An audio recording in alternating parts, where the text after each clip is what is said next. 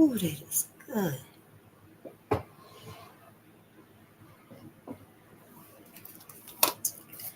Good day. It's good to see you. I'm just waiting on one more. We're going to read tonight.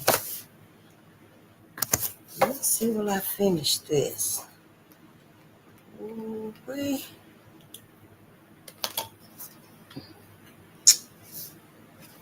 Continuing education. Oh.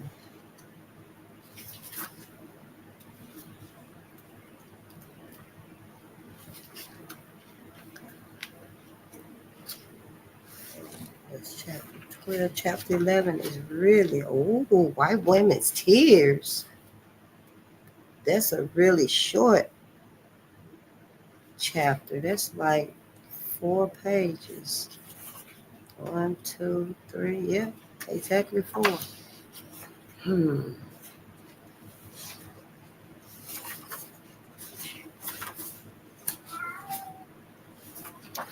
So it looks like we're on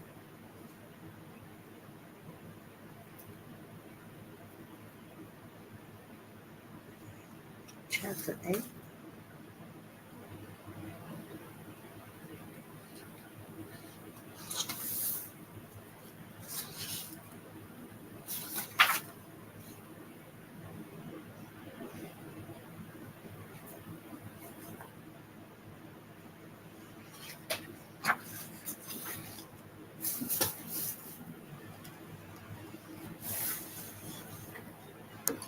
Yeah. The result, white fragility.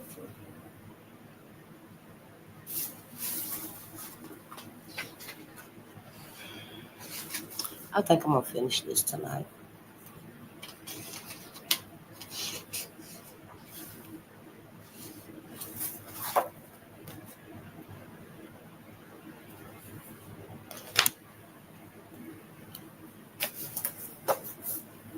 Yeah, I'm going to finish this tonight. What am I looking for?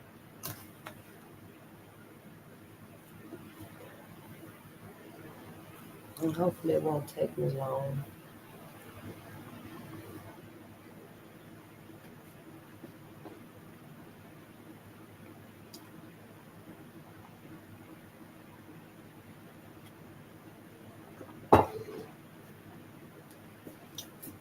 I was actually on Brother Land's channel. He was live. I don't like to have others lives and stuff unless I get their permission first. But it used to happen sometimes when I come on and stuff. I know Mike TV don't mind. I don't think. But I just try not to step on anybody's toes and stuff.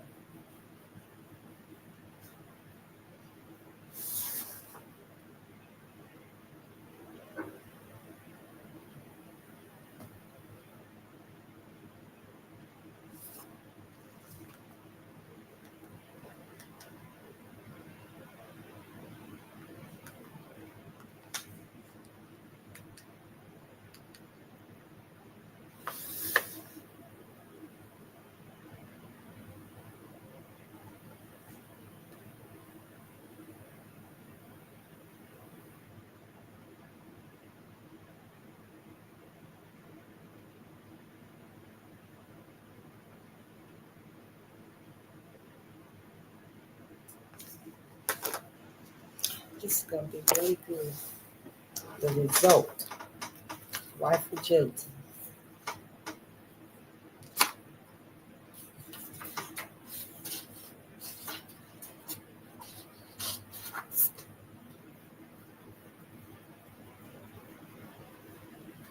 I need to check on something really, really fast.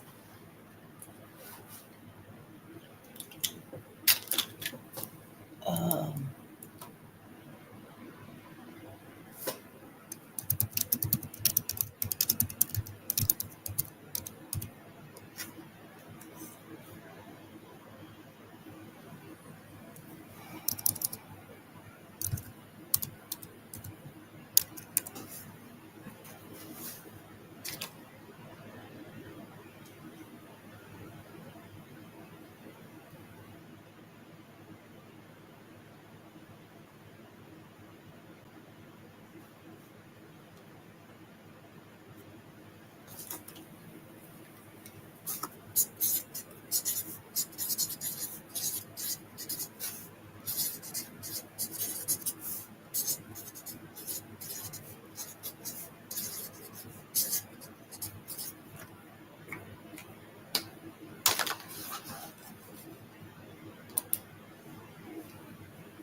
It is really slow.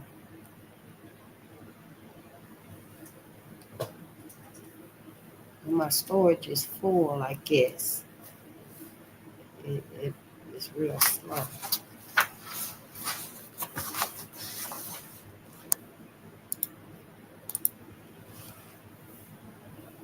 Well, I am ready. Copyright disclaimer under 107 of the Copyright Act 1976, allowance is made for fair use for purposes such as criticism, comment, news reporting, teaching, scholarship, and research. Fair use is a use permitted by copyright statute that might otherwise be infringing.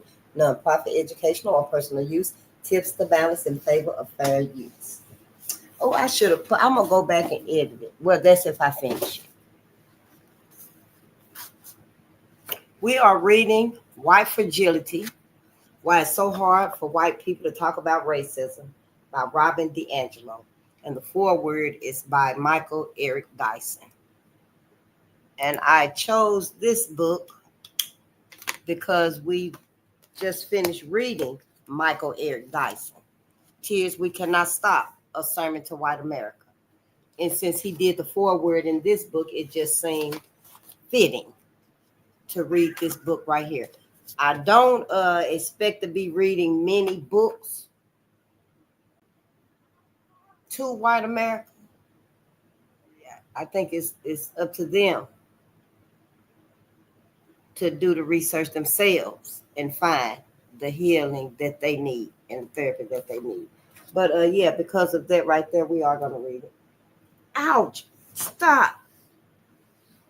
We are on chapter 8, The Result, White Fragility.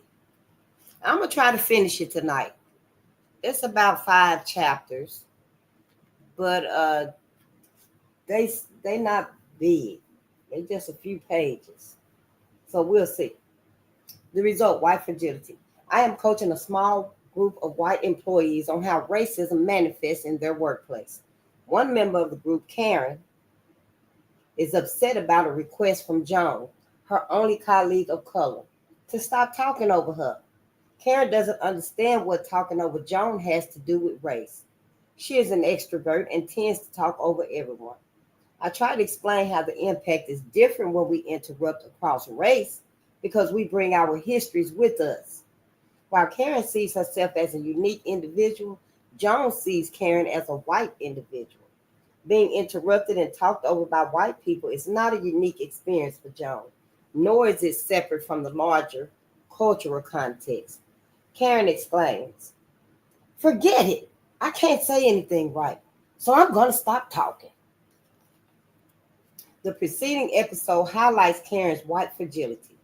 She is unable to see herself in racial terms. When she is pressed to do so, she refuses to engage any further, positioning herself as the one being treated unfairly.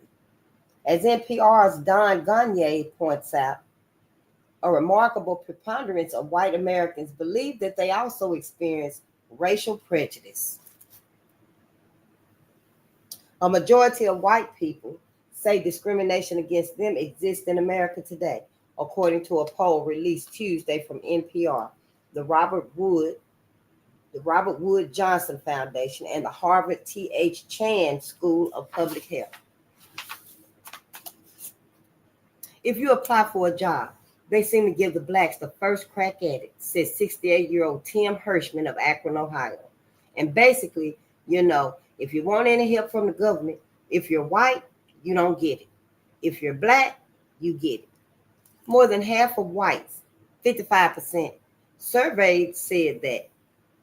More than half of whites, 55%, surveyed said that. Generally speaking, they believe there's discrimination against white people in America today.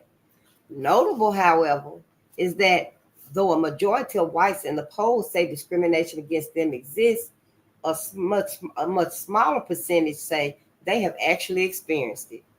The larger body of research about children and race demonstrates that children start to construct their ideas about race very early.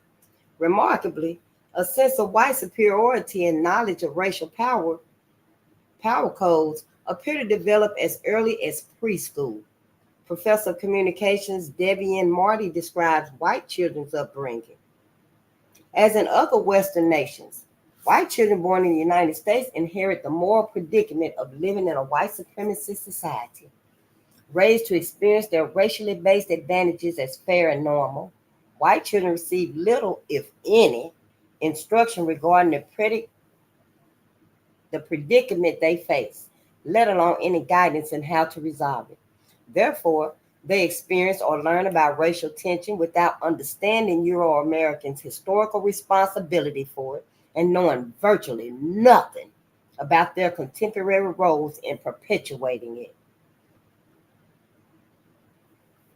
It's a whole lot of white America's children, their kids. It's only a small fraction, in my opinion. Despite this ubiquity, white superiority is also unnamed and denied by most white people. If we become adults who explicitly oppose racism, as do many, we often organize our identity around a denial of our racially based privileges that reinforce racist disadvantage for others. What is particularly problematic about this contradiction is that white people's moral objection to racism increases their resistance to acknowledging their complicity with it.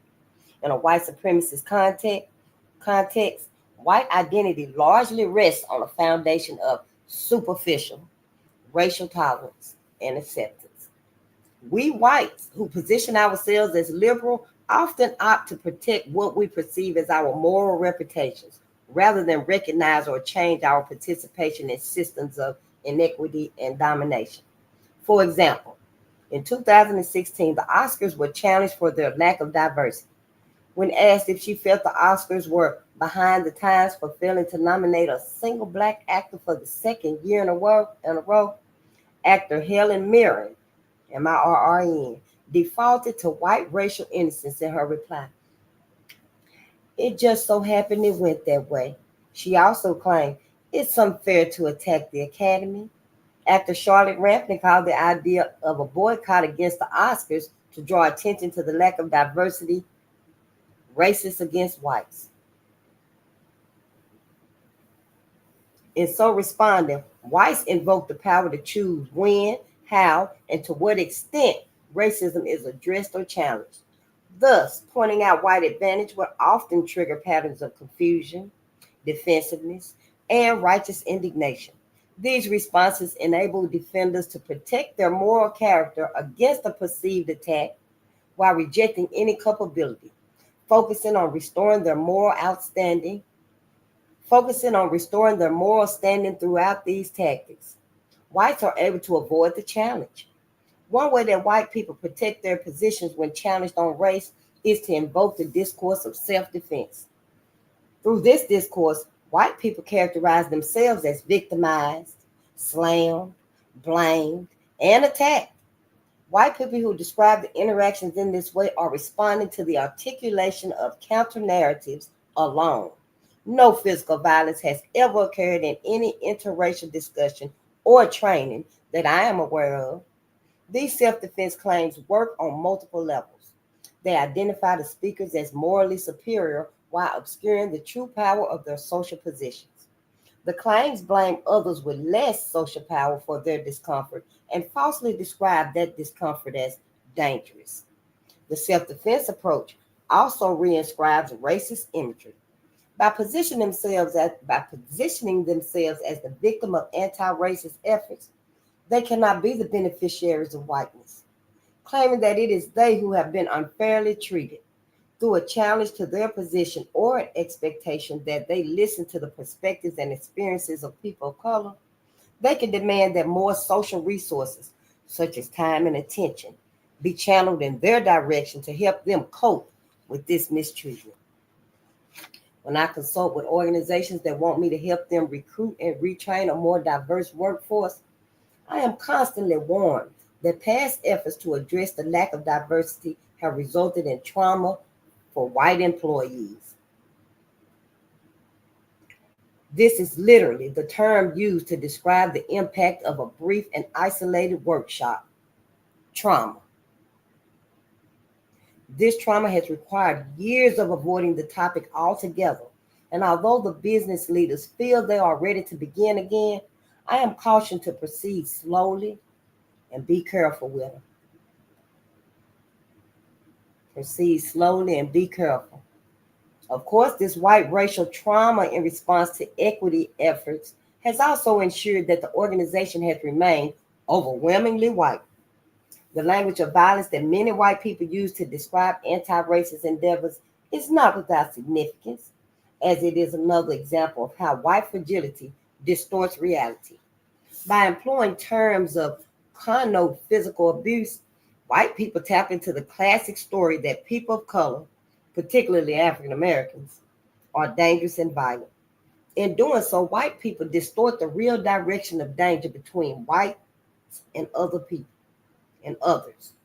This history becomes profoundly minimized when white people claim they don't feel safe or they feel under attack when they find themselves in the rare situation of merely talking about race with people of color.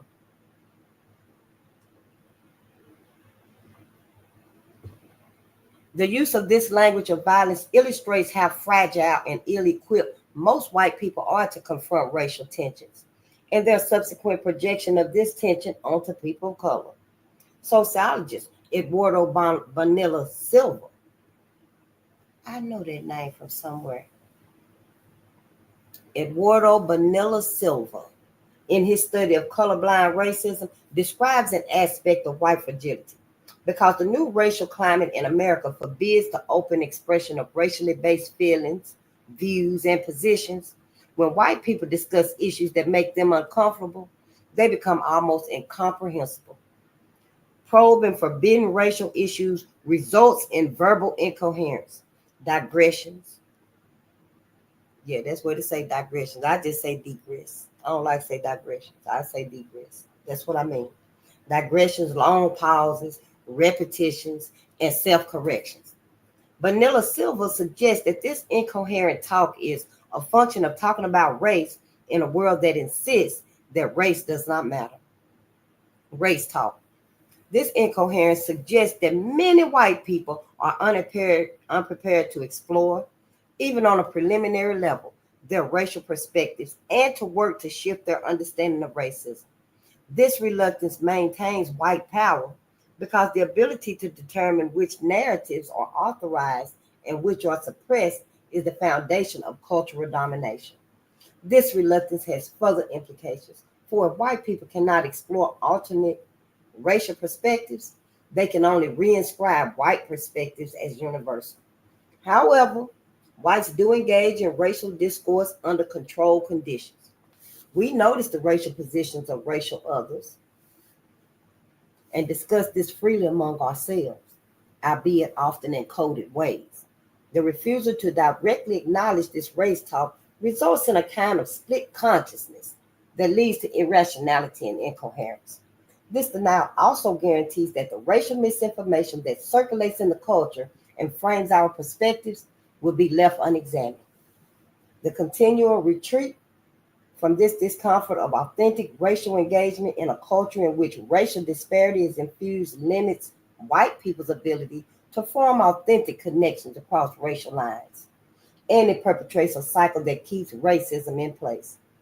A cogent example of white fragility occurred during a workplace anti-racism training I co-facilitated with an interracial team. One of the white participants left the section and went back to her desk, upset at receiving what appeared to the training team as sensitive and diplomatic feedback on how some of her statements have impacted certain of the people of color in the room. At break, several other white participants approached me and my fellow trainers and reported that they had a talk to the woman at her desk and that she was very upset that her statements had been challenged. Of course, challenged was not how she phrased her concern. It was framed as her being falsely accused of having a racist impact. Her friends wanted to alert us that the fact that she was in poor health and might be having a heart attack. Upon questioning from us, they clarified that they meant this literally. These co-workers were sincere in their fear that the young woman might actually die as a result of the feedback, Of course, when news of the woman's potentially fatal condition reached the rest of the participant group, all attention was immediately focused back onto her and away from engagement with the impact she had had on the people of color. As professor of social work Rich Vode, VODDE states, if privilege is defined as a legitimization of one's entitlement to resources, it can also be defined as permission to escape or avoid any challenges to this entitlement. White equilibrium is a cocoon of racial comfort, centrality, superiority, entitlement, racial apathy, and obliviousness, all rooted in the identity of being good people free of racism. Challenging this cocoon throws off our racial balance. Because being racially off balance is so rare, we have not had to build a capacity to sustain the discomfort. Thus, white people find these challenges unbearable and they want them to stop. Whoa. White fragility as a form of bullying. White people. Let me be clear. While the capacity for white people to sustain challenges to our racial positions is limited and in this way fragile, the effects of our responses are not fragile at all. They are quite powerful because they take advantage of historical and institutional power and control. We wield this power and we control it in whatever way is most useful in the moment to protect our positions. If we need to cry so that all the resources rush back to us and all the attention is diverted away from a discussion of our racism, then we will cry. A strategy most commonly employed by white middle-class women. If we need to take umbrage and respond with righteous outrage, then we will take umbrage. If we need to argue, minimize, explain, play devil's advocate, pout, tune out, or withdraw to stop the challenge, then we will. White fragility functions as a form of bullying. I'm going to make it so miserable for you to confront me, no matter how diplomatically you try to do so, that you will simply back off, just give up and never raise the issue again. White fragility keeps people of color in line and in their place. In this way, it is a powerful form of white racial control. Social power is not fixed. It is constantly challenged and needs to be maintained. We might think of the triggers of white fragility discussed in Chapter 7 as challenges to white power and control, and a white fragility as the means to end the challenge and maintain that power and control. Let me also be clear that the term white fragility is intended to describe a very specific white phenomenon. White fragility is much more than mere defensiveness or whining. It may be conceptualized as the sociology of dominance, an outcome of white people's socialization into white supremacy and a means to protect, maintain, and reproduce white supremacy. The term is not applicable to other groups who may register complaints or otherwise be deemed difficult. Student fragility. Other folks can't use it. Well, it's not applicable. But what I heard it not too long ago. But was there white folks saying they had black fragility? All right. In my workshops, I often ask people of color, how often have you given white people feedback on our unaware yet inevitable racism? How often has that gone well for you? Eye rolling, head shaking, and outright laughter followed by the consensus of rarely, if ever. I then ask, what would it be like if you could simply give us feedback? Have us graciously receive it, reflect, and work to change the behavior. Recently, a man of color sighed and said, it would be revolutionary. I asked my fellow whites to consider the profundity of that response. It would be revolutionary if we, white people, could receive, reflect, and work to change the behavior. On the one hand, the man's response points to how difficult and fragile we are. Yeah. But on the other hand, It indicates how simple it can be to take responsibility for our racism. However, we aren't likely to get there if we are operating from a dominant worldview that only intentionally mean people can participate in racism. Woo, chapter 9. White fragility in action. A board president has finally obtained agreement from the school to sponsor racial equity training for his predominantly white teaching staff. But when he hears the workshop's title, he backs away, not liking that the term white is used. When a professor of education, when I was a professor of education, my university was situated 10 miles from a city that is roughly 56% Black and Latinos. Our student population was 97% white, and many of them did their internships in the public schools in this city. My department hasn't hired a faculty member of color in 17 years. I repeatedly brought this up as an issue, but silence repeatedly followed. Eventually, a white colleague came to my office and angrily told me, "Every time you bring this up, you are saying that we shouldn't have our jobs." A white man works for an Indian tribe. He He consistently lets the native people he works with know how exhausted he is from seeing injustice. He doesn't know how much longer he can endure the job. His native co-workers feel pressure to repeatedly console him and encourage him to stay. Be a man. I received a call from a virtually all-white organization that is interested in racial equity training. They want to know how I will ensure that the participants will feel comfortable. I have just given a keynote talk on what it means to be white in a society that proclaims that being white means nothing, while remaining deeply separated and unequal by race. The focus of my talk is on how race shapes white identity and the inevitable patterns that result. A white woman who works with Native Americans approaches the event organizer, who is a woman of color. The white woman is furious. "What about Native Americans? You left out Native Americans." She berates the organizer for several minutes at a volume that I can hear from across the stage. When I intervene, she is calmer, but still chastises me for leaving out Native Americans, who are the most oppressed of all. At no point does she acknowledge any aspect of the talk that relates to her as a white person, share any insight she may have gained into her own whiteness, or consider the impact of berating a woman of color who didn't actually even give the talk. Get your nails out of me.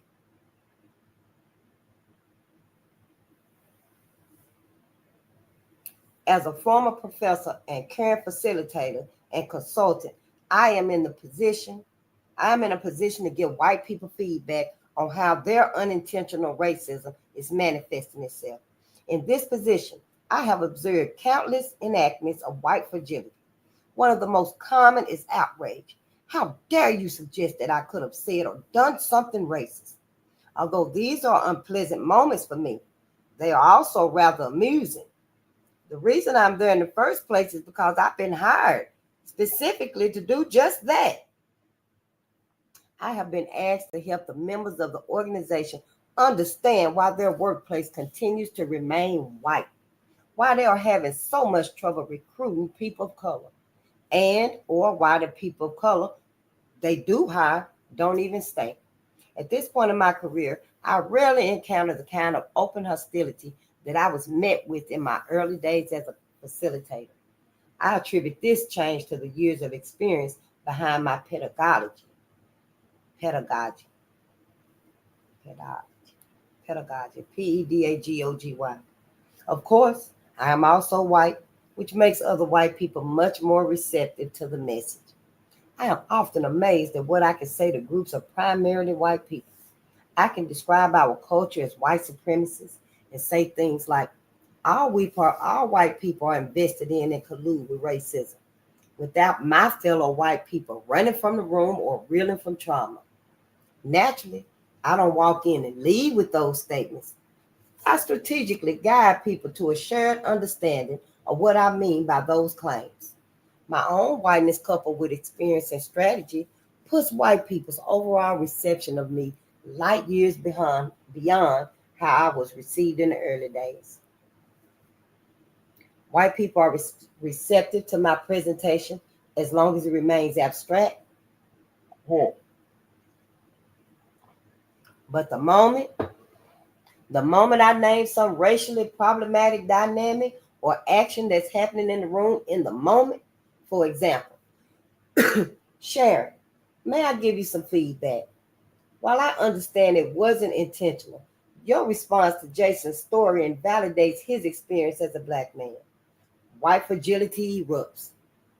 Sharon defensively explains that she was misunderstood and then angrily withdraws, while others run in to defend her by re-explaining what she really meant. The point of the feedback is now lost, and hours must be spent repairing this perceived breach. And of course, no one appears concerned about Jason. Shaking my head, I think to myself, you asked me here to help you see your racism, but by God, I better not actually help you see your racism. You asked me here to help you see your racism, but by God, I better not actually help you see your racism.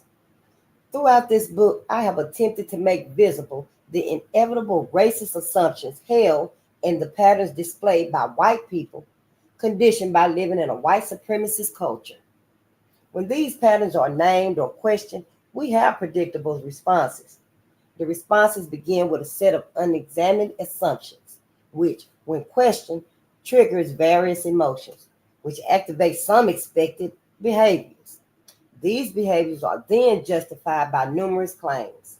These responses, emotions, behaviors, and claims are illustrated in the following example of a recent eruption of white fragility. See, I was co-leading a community workshop. Because an employer had not sponsored it, the participants had all voluntarily signed up and paid a fee to attend. For this reason, we could assume that they were open and interested in the content. I was working with a small group of white participants when a woman I would refer to as Eva stated that because she grew up in Germany, where she said there were no black people, she had learned nothing about race and held no racism. I pushed back on this claim by asking her to reflect on the messages she had received from her childhood about people who lived in Africa. Surely she was aware of Africa and had some impressions of the people there. Had she ever watched American films? If so, what impression did she get about African Americans? I also asked her to reflect on what she had absorbed from living in the United States for the last 23 years, whether she had any relationships with African Americans here, and if not, then why not? We moved on and I forgot about the interaction until she approached me after the workshop ended. She was furious and said that she had been deeply offended by our exchange and did not feel seen. You made assumptions about me, she said. I apologized and told her that I would never want her to feel unseen or invalidated. However, I also held to my challenge that growing up in Germany would not preclude her from absorbing the problematic racial messages about black people. She countered by telling me that she had never even seen a black person before the American soldiers came. And when they did come, all the German women thought they were so beautiful that they wanted to connect with them. This was her evidence that she held no racism. With an internal sigh of defeat, I gave up at that point and repeated my apology. We parted ways, but her anger was unabated. She was still pissed. A few months later, one of my co-facilitators contacted Eva to tell her about an upcoming workshop. Eva was apparently still angry. She replied that she would never again attend a workshop led by me. Notice that I did not tell Eva that she was racist or that her story was racist. But what I did do was challenge her self-image as someone exempt from racism. Paradoxically, Eva's anger that I did not take her claims at face value surfaced within the context of a volunteer workshop on racism, which she ostensibly attended to deepen her understanding of racism.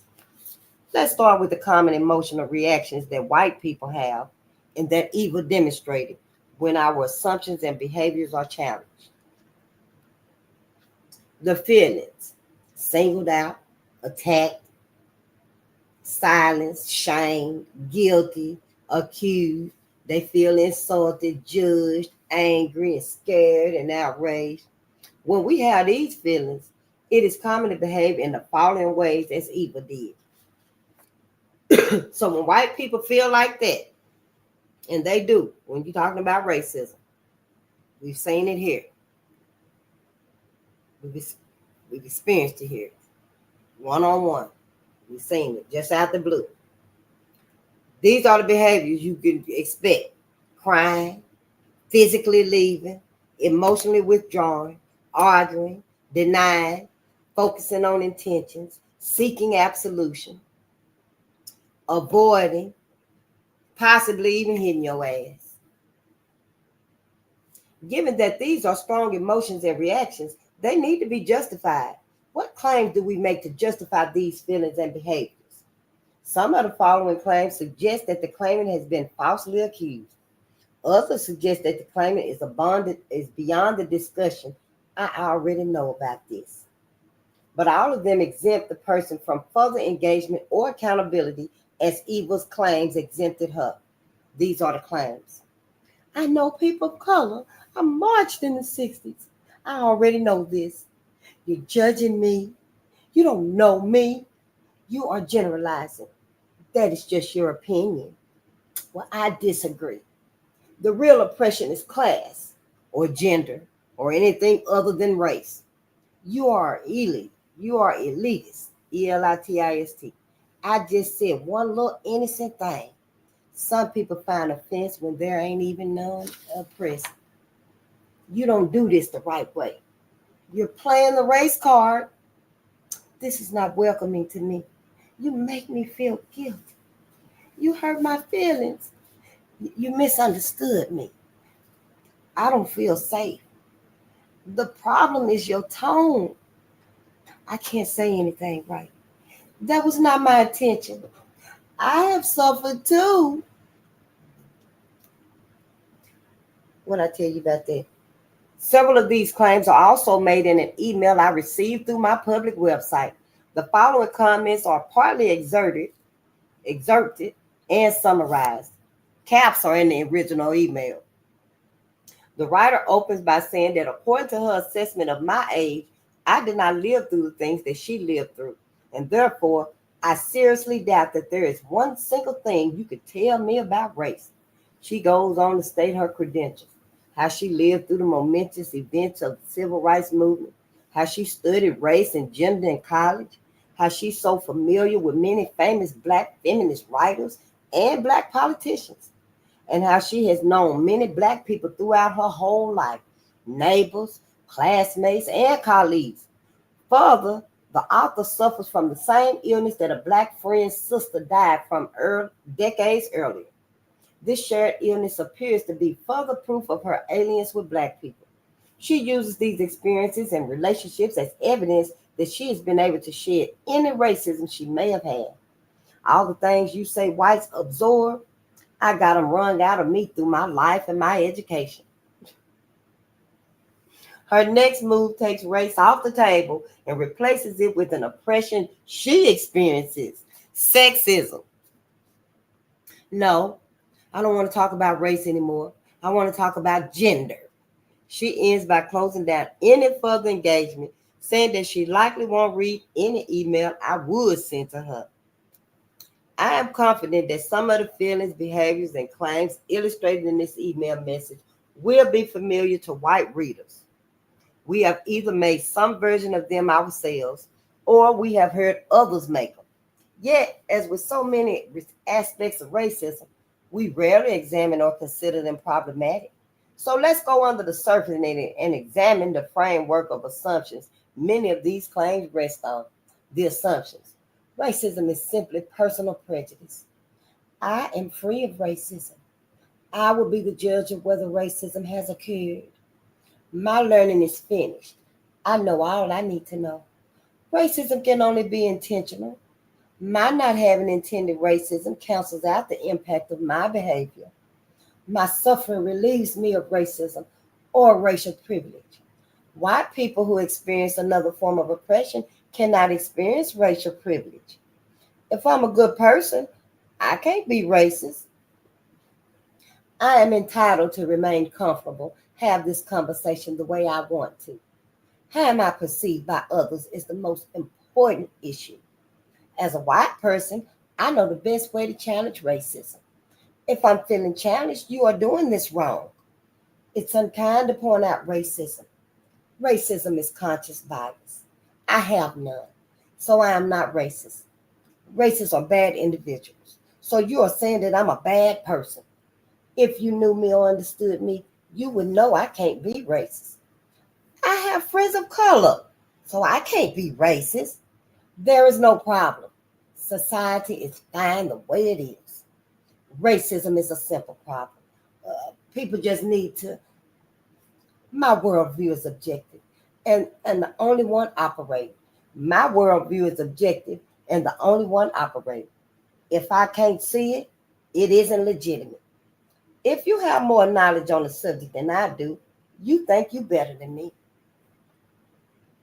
Now that we have identified the underlying assumptions that engender these feelings, behaviors, and claims that white people have when talking about race, let's consider how they function.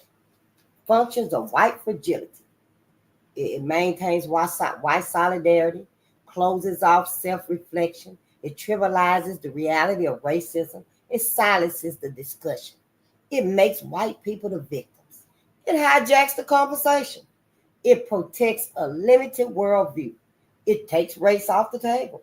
It protects white privilege. It focuses on the messenger, not the message. It rallies more resources to white people to comfort them. Now they need comfort. These behaviors and assumptions undergirding them do not, in fact, present the claimant as racially open. Quite the opposite. They block any entry point for reflection and engagement. Furthermore, they block the ability to repair a racial breach. They fan racial divisions as they seethe with hostility and resentment. In summary, the prevailing white racial assumptions and the behaviors they engender protect racism. Ooh, thank you, ancestors. We getting along, honey, chapter. Yes. White fragility and the rules of engagement. Given the dominant conceptualization of racism as individual acts of cruelty, it follows that only terrible people who consciously don't like people of color can enact racism. Though this conceptualization is misinformed, it is not benign. Though this conceptualization is misformed, it is not benign. Some people say benign, I guess. In fact, it functions beautifully to make it nearly impossible to engage in the necessary dialogue and the necessary self-reflection that can lead to the change that's needed. Outrage at the suggestion of racism is often followed by righteous indignation about the manner in which the feedback was given. After years of working with my fellow white people, I have discovered, as I am sure have countless people of color, a set of unspoken rules for how to give white people feedback on our inevitable and often unconscious racist assumptions and racist patterns. I have found that the only way to give feedback without triggering white fragility is not to give it at all. Thus, the first rule is cardinal. Do not give me feedback on my racism under any circumstances. If you insist on breaking the cardinal rule, then you must follow these other rules. Number 2, proper tone is crucial. Feedback must be given very calmly, y'all, to white people. If any emotion is displayed, the feedback is invalid and can be dismissed. Number 3, there must be trust between us. You must trust that I am in no way racist before you can give me feedback on my racism. Now, this is you to talk to white people. You got to be calm. You got to have a strategy about racism. How you going to talk to them? It's not for me to talk to their ass. They ain't going to get that calmness from me, that's for sure. Our relationship must be issue free. If there are issues between us, you cannot give me feedback on racism until until these unrelated issues are resolved. And then we can talk about racism. Well, can we talk about the maldistribution of the wealth? Oh, damn, this time about racism. The housing, the homelessness, the war on black people, black boys. That's everything that'll be racism with. Number 5, feedback must be given immediately. If you wait too long to give feedback, the feedback will be discounted because it was not given sooner. You got to let Karen know what she did right then and there. Even though y'all best friends and you've been knowing each other and stuff, and she going to claim she don't remember. Oh, that was a long time ago, and it was just 20 minutes ago. You had to go take a walk because we were pissed. But, yeah, you got to do it immediately and let them know. Yeah. You must give feedback privately, too. You can't do it publicly. You got to do it privately, regardless of whether the incident occurred in front of other people. Yep. To give feedback in front of any other people who were involved in the situation is to commit a serious social transgression. If you cannot protect me from embarrassment, the feedback is invalid, and you are the transgressor. Yep. You must be as indirect as possible. Directness is insensitive and will invalidate the feedback and require repair. Number 8, as a white person, I must feel completely safe during any discussion of race. Suggesting that I have racist assumptions or patterns will cause me to feel unsafe. So you will need to rebuild my trust by never giving me feedback again. Point of clarification. When I say safe, what I really mean is comfortable. Don't bring that up again, Face. Don't ever, we never talk about this again. I can't handle it, Face. I will surely die. And act like she finna go into a faint. All of these right here is avoidance. That's all it is. Number 9, highlight my racial privilege and validates the form of oppression that I experience. Examples like classism, sexism, heterosexism, ageism, ableism, transphobia. We would then need to turn our attention to how you oppressed me. Yeah, you're supposed to be talking about race, but first you got to talk about these other unrelated issues. And then we could talk about racism. But you got to be calm. You got to be quick. You got to be patient and handle it with kid gloves. In other words, slaps on the wrist. Number 10, you must acknowledge my intentions. Always good. And agree that my good intentions cancel out the impact of my behavior.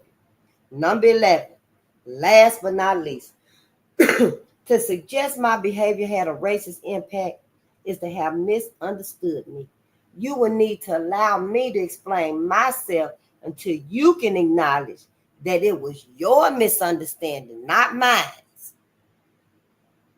Just like when the lady wanted to touch my hair, and I was like, that's how you get hit in the stomach. Don't go around touching in people's heads and stuff. And it was like, yeah, why? Well, what? No, you don't just go touching on people and stuff. I don't know, to invalidate it or justify it or whatever, but that was my justification. Because I don't know what's going to make your fingers do whatever, but they won't be in this head. They will not be in this head, honey. The contradictions in these rules are irrelevant. Their function is to obscure racism, protect white dominance, and regain white equilibrium. And they do so very effectively. Yet, from an understanding of racism as a system of unequal institutional power, white people, we need to ask ourselves where these rules come from and who the hell do they serve? White people, many of us actively working to interrupt racism, continually hear complaints about the gotcha culture of white anti-racism. We are sometimes depicted as looking for every incident we can find so we can spring out, point our fingers and shout, "You're racist." And what that woman holler, you a racist? While certainly some white people arrogantly set themselves apart from other white people by acting in this way. In my experience, this is not the norm. It is far more common for sincere white people to agonize over when and how to give feedback to a fellow white person, given the ubiquity of white fragility. Yeah, white people stress out. How should I tell Danny? How should I tell him that he shouldn't have said those things? Oh, it's gonna hurt. Oh, the poor lady, she nearby fainted. I could see it in her face. She was never the same. How do I tell Danny? How do I can't. It's very hard for them to just say, hey, you fucked up. You got to stop this bullshit.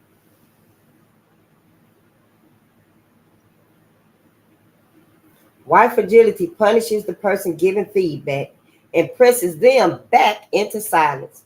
It also maintains white solidarity, the tacit agreement that we will protect white privilege and not hold each other accountable for our racism. When the individual giving the feedback is a person of color, the charge is playing the race card, and the consequences of white fragility are much more penalizing. White people, racism is the norm rather than an aberration. Feedback is key to our ability to recognize and repair our inevitable and often unaware collusion. In recognition of this, in recognition of this, I try to follow these guidelines. Maybe her guidelines will work for you. Number one, how, where, and when you give me feedback is irrelevant. It is the feedback I want and need. Understand that it is hard to give. I will take it any way I can get it. From my position of social, cultural, and institutional white power and privilege, I am perfectly safe and I can handle it. If I cannot handle it, it's on me to build my racial stamina. You gotta grow up. You gotta mature, white folks. Number two, thank you. That's it and that's all. Go within, do your work.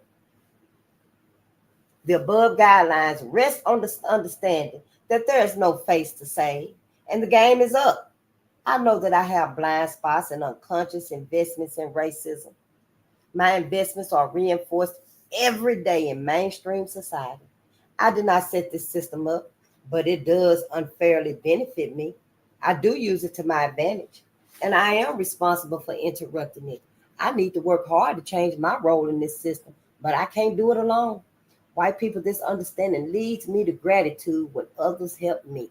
When you help white people. White fragility is also evidenced in the need for so many white progressives to build trust before they can explore racism in workshops, support groups, and other educational forums. Many who are involved in racial justice education will recognize this white call for racial trust, which surfaces in a variety of ways. Facilitators devoting time to exercises intended to build trust, creating go rounds and guidelines to engender trust, and participant justifications for non engagement. Example, I'm not going to share because I don't feel trust here. I have asked many colleagues just exactly what my fellow white people mean by the call for trust. I am confident the need for trust does not relate to having your wallet stolen or being physically assaulted, although at some subconscious level, although at a subconscious level, that very well may be what is at play when the group is racially mixed, given the power of implicit bias and the relentless white conditioning and the relentless racist conditioning white people receive. Still, I believe that what it comes down to is this. White people feel like this. I need to trust that you won't think I'm a racist before I can work on my racism. Consider the following common guidelines that have building trust at their base. Don't judge.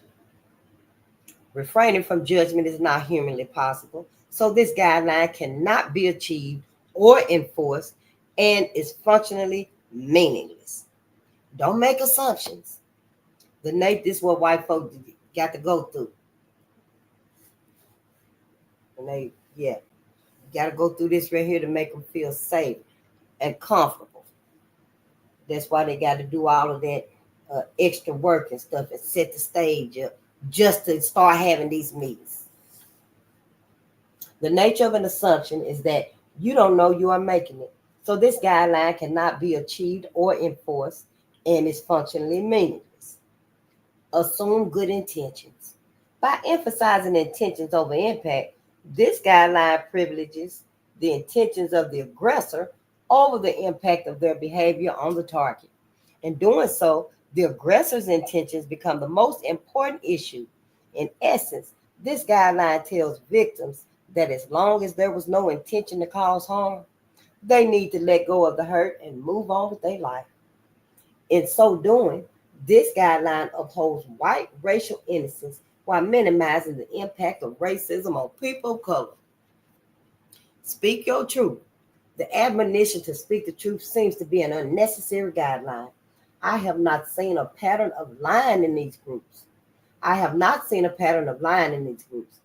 Have I seen defensiveness, distance in behavior, silence, avoidance of taking risks? Yes, but I have observed people not speaking their truth. Nope. More importantly, what if your truth is that you are colorblind? Because no one can actually be colorblind in a racist society. The claim that you are colorblind is not a truth. It is a false belief. You're lying. Yet this guideline can position all beliefs as truths and as equally valid. Given that the goal of anti-racist work is to identify and challenge racism and the misinformation that supports it, all perspectives are not equally valid. Some are rooted in racist ideology and need to be uncovered and challenged. We, white folks, we must distinguish between sharing your beliefs so that we can identify how they may be upholding racism, and stating your beliefs as truths cannot be challenged. Respect. The problem with this guideline is that respect is rarely defined. And what feels respectful to white people can be exactly what does not create a respectful environment for people of color. For example, white people often define as respectful an environment with no conflict, no expression of strong emotion, no challenging of racist patterns, and a focus on intentions over impact. But such an atmosphere is exactly what creates an inauthentic, white norm-centered, and thus hostile environment for people of color. The unexamined assumption underlying these guidelines is that they can be universally applied. But because they do not account for unequal power relations, they do not function the same way across race. These guidelines are primarily driven by white fragility, and they are accommodations made to coddle white fragility. The very conditions that most white people insist on to maintain comfortable are those that support the racial status quo: white centrality, dominance, and professed innocence. For people of color, the racial status quo is hostile and needs to be interrupted, not reinforced. The essential message of trust is be nice. And according to dominant white norms, the suggestion that someone is racist is not nice. Guidelines such as those above can also be turned against people of color. If you challenge my racial patterns, then you are assuming that what I did was rooted in racism, and you shouldn't make assumptions. Or you are denying my truth that race has nothing to do with my actions. Now you are the transgressor. These conditions reproduce the weight of racism that people of color must constantly carry, putting aside their own needs to focus on white people's needs. An antidote to white fragility is to build up our white stamina to bear witness to the pain of racism that we white people cause, not to impose conditions that require people of color to continually validate our denial. Of course, white people, we would ideally guide each other in this work with compassion. It is much easier to look at something unwanted within ourselves if we don't feel judged or criticized. But what if someone does literally point a finger and boldly say, "Yo ass racist"? This accusation is a deep fear of progressive whites. It is still on me to identify my racist patterns and work to change them. If the point being made is aimed at that goal, then regardless of how carefully or indirectly it is being made, I need to focus on the overall point.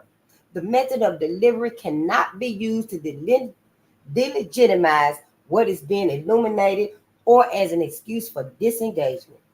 White people.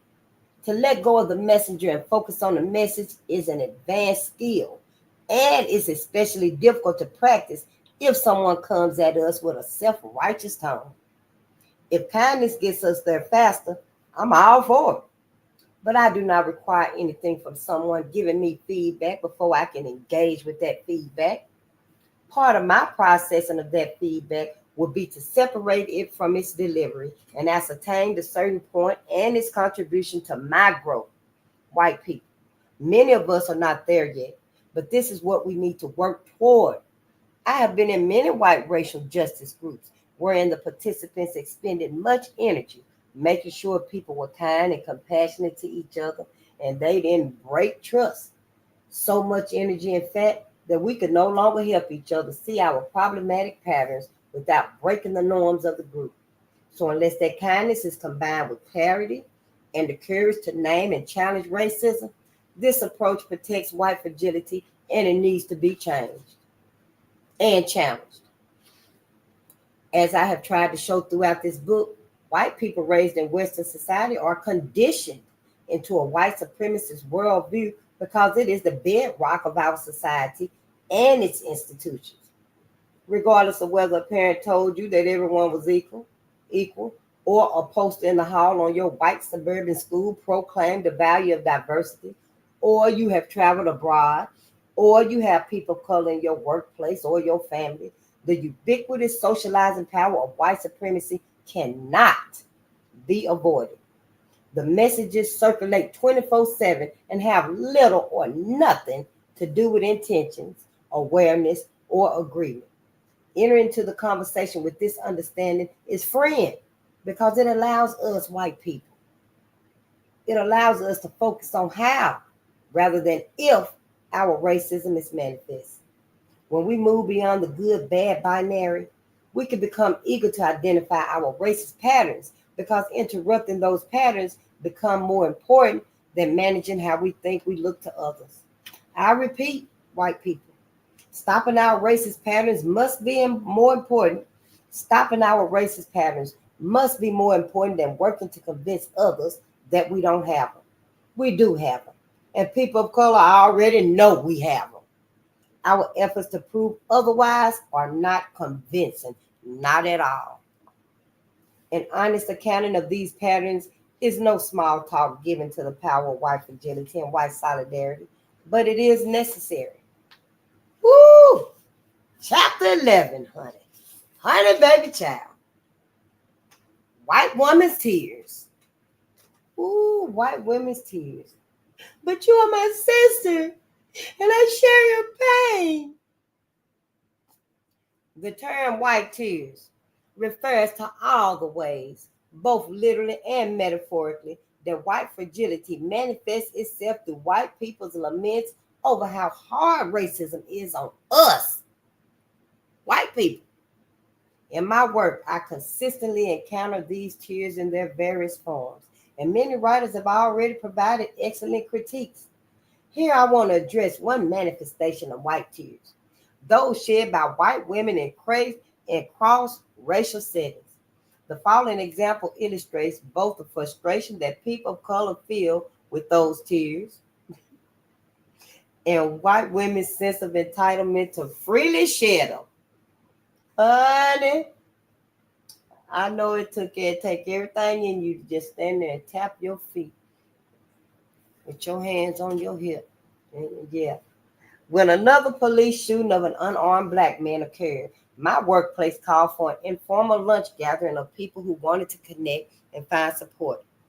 Just before the gathering, a woman of color pulled me aside and told me that she wanted to attend, but she was in no good mood for white women's tears today. I assured her that I would handle it. As the meeting started, I told my fellow white participants that if they felt moved to tears, they should please leave the room. Leave the motherfucking room. I would go with them for support, but I asked that they not cry in the mixed group. After the discussion, I spent the next hour explaining to a very outraged white woman why she was asked not to cry in the presence of black people. I understand, white people. I understand that expressing our heartfelt emotions, especially as they relate to racial injustices, is an important progressive value. To repress our feelings seems counterintuitive to being present, compassionate, and supportive. So why would my colleague of color make such a request? In short, white women's tears have a powerful impact in this setting, effectively reinscribing rather than ameliorating racism. Many of us see emotions as naturally occurring, but emotions are political in two ways.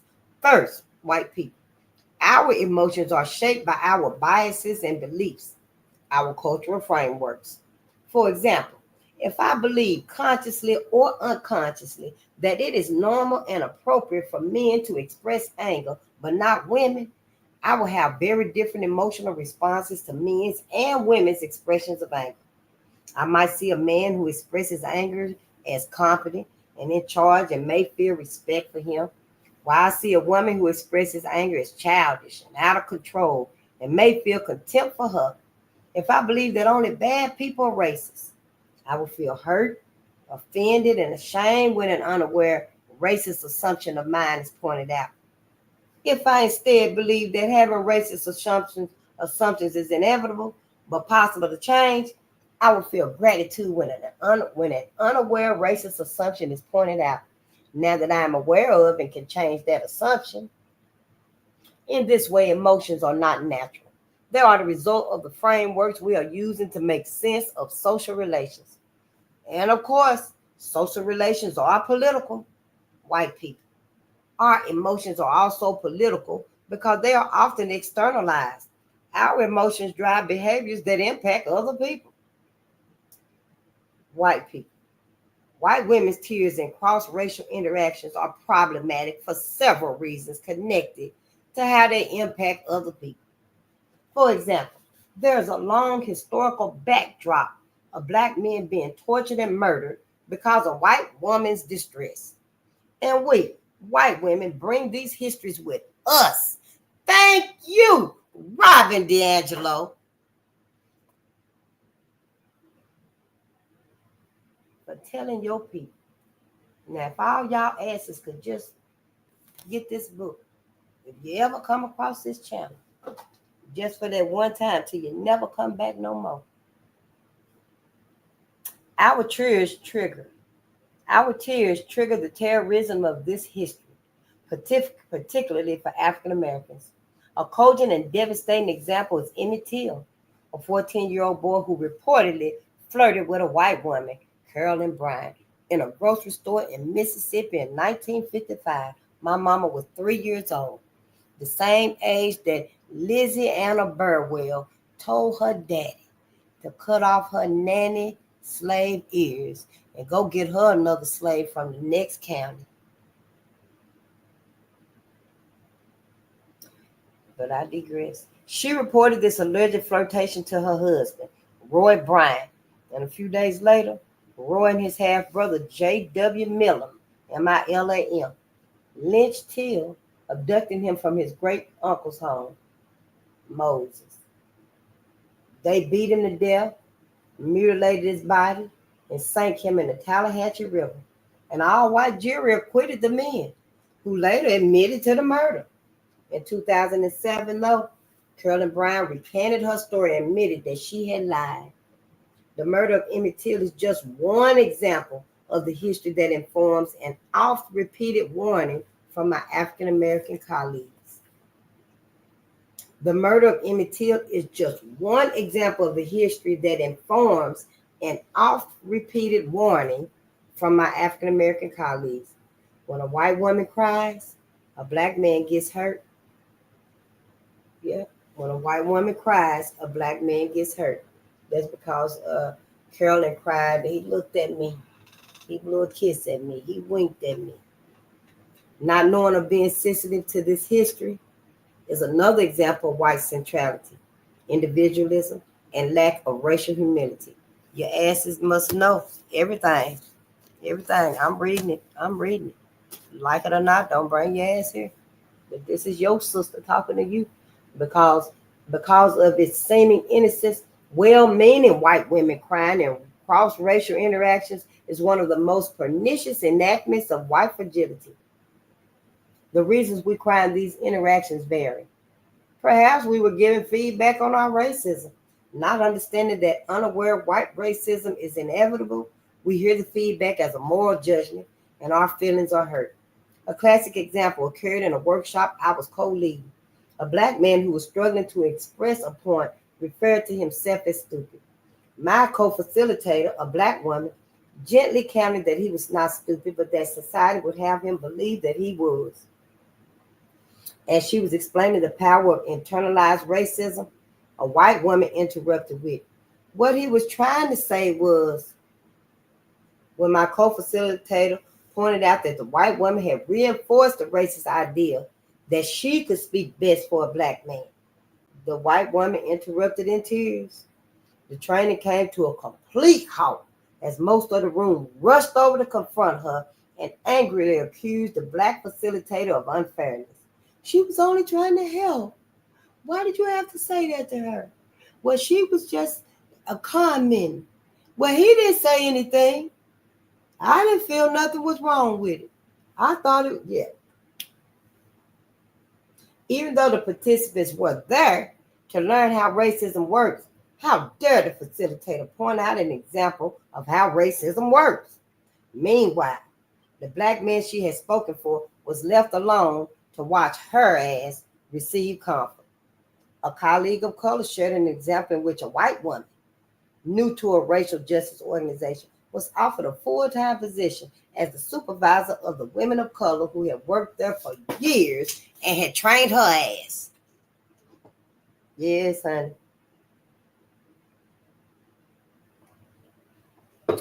When that promotion was announced, the white woman tearfully requested support from the women of color as she embarked on her new learning curve. The new supervisor probably saw her tears as an expression of humility about the limits of her racial knowledge and the expected support that would follow from the women of color. The women of color had to deal with the injustice of this promotion, the invalidation of their abilities, and the lack of racial awareness of the white person now in charge of their livelihoods. While trying to manage their own emotional reactions, they were put on the spot. If they did not make some confident gesture, they risked being viewed as angry and insensitive, and soon to be gotten rid of. Yep, gotten rid of. Whether intended or not, when a white woman cries over some aspect of racism, all the attention immediately goes to her, demanding time, energy, attention, effort, money, resources, hugs, embraces, everything.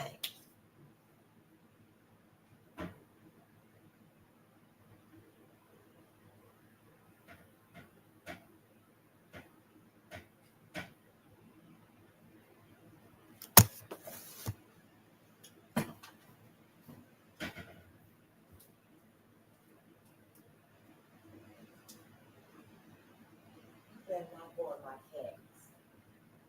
And I mean, trying to sneak in some cabinets in there. I'm going to catch him. Yeah. You little thief. Oh, let's read, though. I'm really trying to finish this book. I'm really trying to. Whether intended or not, when a white woman cries over some aspect of racism, all the attention immediately goes to her, demanding time, energy, and attention from everyone in the room when they should be focused on ameliorating racism. While she is given attention, the people of color are yet again abandoned and or blamed. As Stacy Patton, an assistant professor of multimedia journalism at Morgan State University's School of Global Journalism and Communication, states in her critique of white women's tears, then comes the waiting for us to comfort and reassure them that they're not bad people. Anti-racism strategist and facilitator Reagan Price paraphrases the analogy based on the work of critical race scholar Kimberly Crenshaw. Price says, imagine first responders at the scene of an accident rushing to comfort the person whose car struck a pedestrian, while the pedestrian lies bleeding on the street. In a common but particularly submersive move, racism becomes about white distress, white suffering, and white victimization. White men, of course, are also racially fragile, but I have not seen their fragility manifest itself in cross-racial discussions as actual crime. Their fragility most commonly shows up as varying forms of dominance and intimidation, including these: control of the conversation by speaking first, last, and most often; arrogant and disingenuous invalidation of racial inequality via just playing the devil's advocate; simplistic and presumptuous proclaims of the answer to racism. People just need to playing the outraged victim of reverse racism, accusations that the legendary race card is being played, silence and withdrawal, hostile body language, channel switching. The true oppression is class. Intextualizing and distancing. I recommend this book, Correcting the Racial Analysis of People of Color and White Women. Pompously explaining away racism and the experiences of people of color. I'll leave everything out. They'll leave everything out but the trauma and torture from their asses. I just want to add. All these moves push race off the table, help white men retain control of the conversation, the discussion, end the challenge to their positions, and reassert their dominance. Because racism does not rely solely on individual actors, the racist system is reproduced automatically. To interrupt it, we need to recognize and challenge the norms, the structures, and the institutions that keep it in place. But because they benefit us, white people, racially inequitable relations are comfortable for most white people. Consequently, if we white people want to interrupt this system, we have to get racially uncomfortable and be willing to examine the effects of our racial engagement. This includes not indulging in whatever reactions we have, whether it's anger, defensiveness, self-pity, and so forth, in a given cross-racial encounter without first reflecting on what is driving our reactions and how they will affect other people. Tears that are driven by white guilt are self-indulgent. When we are mired in guilt, we are narcissistic and ineffective. Guilt functions as an excuse for inaction. Further, because we so seldom have authentic and sustained cross-racial relationships, our tears do not feel like solidarity to people of color we have not previously supported. Instead, our tears function as impotent reflexes that don't lead to constructive action. We need to reflect on when to cry and when we don't. We need to reflect on when we cry and when we don't, and why. In other words, what does it take to move us, white people? Since many of us have not learned how racism works or our role in it, our tears may come from shock and distress about what we didn't know or recognize. For people of color, our tears demonstrate our racial insulation and our privilege. I asked the woman of color I referred to in the opening of this chapter if I was missing anything in this list. This is her response. It's infuriating because of its audacity to disrespect our experience. It's infuriating because of its audacity to disrespect our experience. You are crying because you are uncomfortable with your feelings when we are barely allowed to have any. You are ashamed of some such thing and cry, but we are not even allowed to have any feelings because then we are being difficult. We are supposed to remain stoic and strong because otherwise we become the angry and scary people of color. We are only allowed to have feelings for the sake of your entertainment, as in the presentation of our funerals. And even then, there are expectations of what is allowed for us to express. We are abused daily, beaten, raped, and killed, but you are sad, and that's what's important. That's why it's so hard to take and tolerate and just to deal with. And it's over. Thank you, ancestors. It is over. I'm saying for me, I have certainly been moved to tears by someone's story in cross-racial discussions.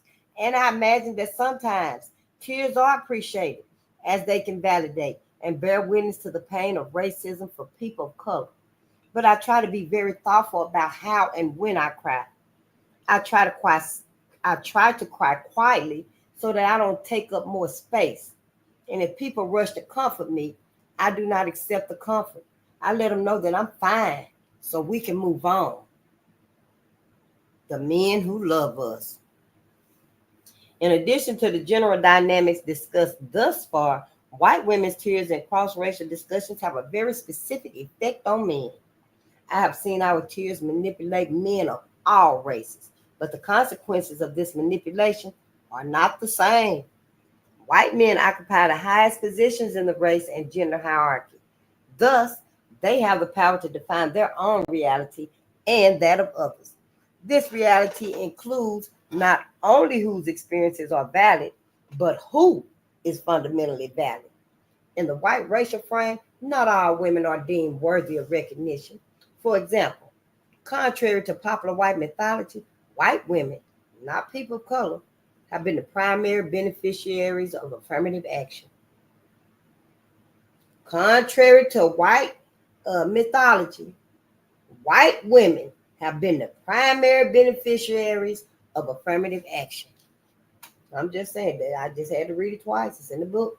When forced to do so, white men could acknowledge white women's humanity. White women were their sisters, their wives and daughters. And of course, through these relationships, white women's increased access to resources benefited white men. This humanity has yet to be granted to women of color. That's exactly like I say, those are your sons, your brothers, your cousins, your nephews, your daddy, your granddaddy that's out there raising all that hell. Giving everybody just signing hell in every language, just signing hell. On signature, that's where you write hell, hell, hell, hell, and they just passing it through. White men also get to authorize what constitutes pain and whose pain is legitimate. When white men come to the rescue of white women in cross-racial settings, patriarchy is reinforced as they play savior to our damsel in distress. By legitimating white women as the targets of harm, both white men and white women accrue social capital. People of color are abandoned and left to bear witness as the resources meted out to white people actually increase, yet again, on their backs. Men of color also come to the aid of white women in these exchanges and may also be driven by their conditioning under sexism and patriarchy. You don't even know why your black ass running over there. You just Karen. Yeah, I got it. But men of color have the additional weight of racism to navigate. This weight has historically been deadly. For black men in particular, the specter of Till and countless others who have been beaten and killed over white women's claims of racial distress is ever present. For black men in particular, the specter of Till and countless others who have been beaten and killed over white women's claims of cross-racial distress is ever present. Ameliorating a white woman's distress as quickly as possible may be felt as a literal matter of survival. Yet, coming to the rescue of a white woman also drives a wedge between men and women of color. Rather than receive social capital that reinforces his status, a man of color put in this position must now live with the agony of having to support a white woman over a person of color in order to survive. White people do need to feel grief about the brutality of white supremacy and our role in it. In fact, our numbness to the racial injustice that occurs daily is a key to holding it in place. But our grief must be led to sustained and transformative action because our actions are indicators of our internal frameworks. They can serve as entry points into the deeper self-awareness that leads to this action. examining what is at the root of our emotions, shame for not knowing, guilt for hurting someone, hurt feelings because we think we must have been misunderstood, will enable us to address these frameworks. We also need to examine our responses toward other people's emotions and how they may reinscribe race and gender hierarchies. Our racial socialization sets us up to repeat racist behavior, regardless of our intentions or self image. We must continue to ask how our racism manifests, not if. Just like when them folks came on this channel with that racist shit. They should have never been here. You can't come and tell somebody how to feel about racism and what they saying and how they articulate their life, especially not me. You can't. Shit. You might can tell sister how to have her feelings about racism, but you can't tell face a motherfucking thing. Sure, okay? But honey, we made it to chapter 12. Yes, we did. Ancestors, just give me a few more minutes. Just a few more minutes. Y'all, thank you for your patience and your presence. Damn, this seemed like it's the longest chapter. What?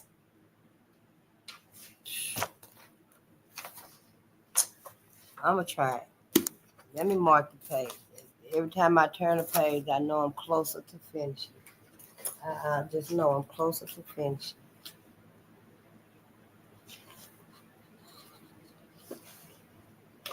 Oh, weird. Then it's got some books, articles, and blogs in the back. And the first one is Alexander Michelle Alexander, the new Jim Crow. How do we got that? The second one is White Rage by Carol Anderson. Oh, hon, I might read through them. Maybe if not tonight, maybe tomorrow. Oh, it's got Dyson Michael Eric Dyson. Tears We Cannot Stop, a sermon to white America. That was New York, St. Martin's Press. That was in 2017. But I digress. Let's read. Where do we go from here? The equity team has been invited to a meeting with the company's new web developer. The team consists of 2 women, both of whom are Black, and me. The new web developer, who is also Black, wants to interview us so that she can build our page. She starts the meeting by giving us a survey to fill out. Many questions on the survey inquire about our intended audience, methods, goals, and objectives. I find the questions tedious and feel irritated by them. Pushing the survey aside, I try to explain verbally.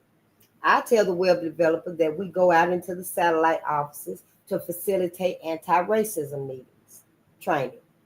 I add that the training is not always well received. In fact, one member of our team was told not to come back. I made a joke. The white people were scared by Deborah's hair. Deborah is Black and has long locked braids. The meeting ends and we move on. A few days later, one of my team members lets me know that the web developer, who I will call Angela, was offended by my hair comment. While I wasn't paying attention at the time, once I am informed, I quickly realize why that comment was off. I seek out a friend who is white and has a solid understanding of cross-racial dynamics. We discuss my feelings, embarrassment, I'm ashamed, I'm guilty, and then she helps me identify the various ways my racism was revealed in that interaction. After this processing, I feel ready to repair the relationship. I ask Angela to meet with me, and she accepts. Maybe if she hadn't made it in a joking manner, most definitely. I open by asking Angela, would you be willing to grant me the opportunity to repair the racism I perpetrated toward you in that meeting? When she agrees, I continue. I realize that my comment about Deborah's hair was inappropriate. Angela nods and explains that she did not know me and did not want to be joking about Black women's hair, a sensitive issue for many Black women, with a white woman whom she did not have a trusting relationship with, much less in a professional work meeting. I apologize and ask her if I have missed anything else problematic in the meeting. Yes, she replies. That survey, I wrote that survey, and I have spent my life, yes, she replies. That survey, I wrote that survey, and I have spent my life justifying my intelligence to white people. My chest constricts as I immediately realize the impact of my glib dismissal of the survey. I acknowledge this impact and apologize. She accepts my apology. I ask Angela if there is anything else that needs to be said or heard so that we may move forward. She replies that yes, there is. The next time you do something like this, would you like feedback publicly or privately? She asks. I answer that, given my role as an educator, I would appreciate receiving the feedback publicly, as it is important for white people to see that I am also engaged in a lifelong process of learning and growth. It's got to be lifelong. Yeah. And I can model for other white people how to receive feedback openly and without defensiveness. She tells me that although these dynamics occur daily between white people and people of color, my willingness to repair doesn't, and that she appreciates this. We move on. In chapter 9, I identified the common emotions and behaviors and claims and underlying assumptions of white fragility. In this chapter, we'll see how those elements would change if we transformed our racial paradigm. It is difficult for me to imagine that my aforementioned interaction with Angela would have been as constructive if it had occurred before I began this work. I simply could not and would not have responded well if I had been operating from a dominant paradigm. When my coworker let me know that Angela was offended, I would have been filled with anxiety and immediately explained my intentions to my coworker, seeking her understanding and absolution. I would have felt unfairly accused and seen myself as the victim of Angela's unfairness. In responding this way, I would have lost any potential relationship with her, protected my limited worldview, and stunted my emotional and intellectual growth. Yet, day in and day out, this defensive reaction is what people of color get from white people. And it explains why they more often than not don't even try talking to us. However, from a transformed paradigm, when we are giving feedback on our inevitable but unaware racist patterns, we might have very different feelings, like gratitude and excitement and discomfort and guilt, motivation, humility, compassion, and interest. When we have these feelings, we might engage in the following behaviors: reflection, apology, listening, processing, seeking more understanding, grappling and engaging and believing. What claims might we make when we have these feelings and engage in these behaviors? Notice that none of the following claims characterize us as falsely accused or as beyond the discussion. These claims suggest openness and humility. I sure appreciate this feedback. This is very helpful. It's my responsibility to resist defensiveness and complacency. This is hard, but also stimulating and important. Oops, it is inevitable that I have this pattern. I want to change it. It's personal, but not strictly personal. I will focus on the message and not the messenger. I need to build my capacity to endure discomfort and bear witness to the pain of racism. I have some work to do. These feelings, behaviors, and claims will probably be less familiar to readers, as they are all too rare. But when our fundamental understanding of racism is transformed, so are our assumptions and resulting behaviors. Imagine the difference in our environment, our interactions, our norms, and our policies if the following list described our assumptions. Being good or bad is not even relevant. Racism is a multi-layered system embedded in our culture. All of us are socialized into the system of racism. Racism cannot be avoided.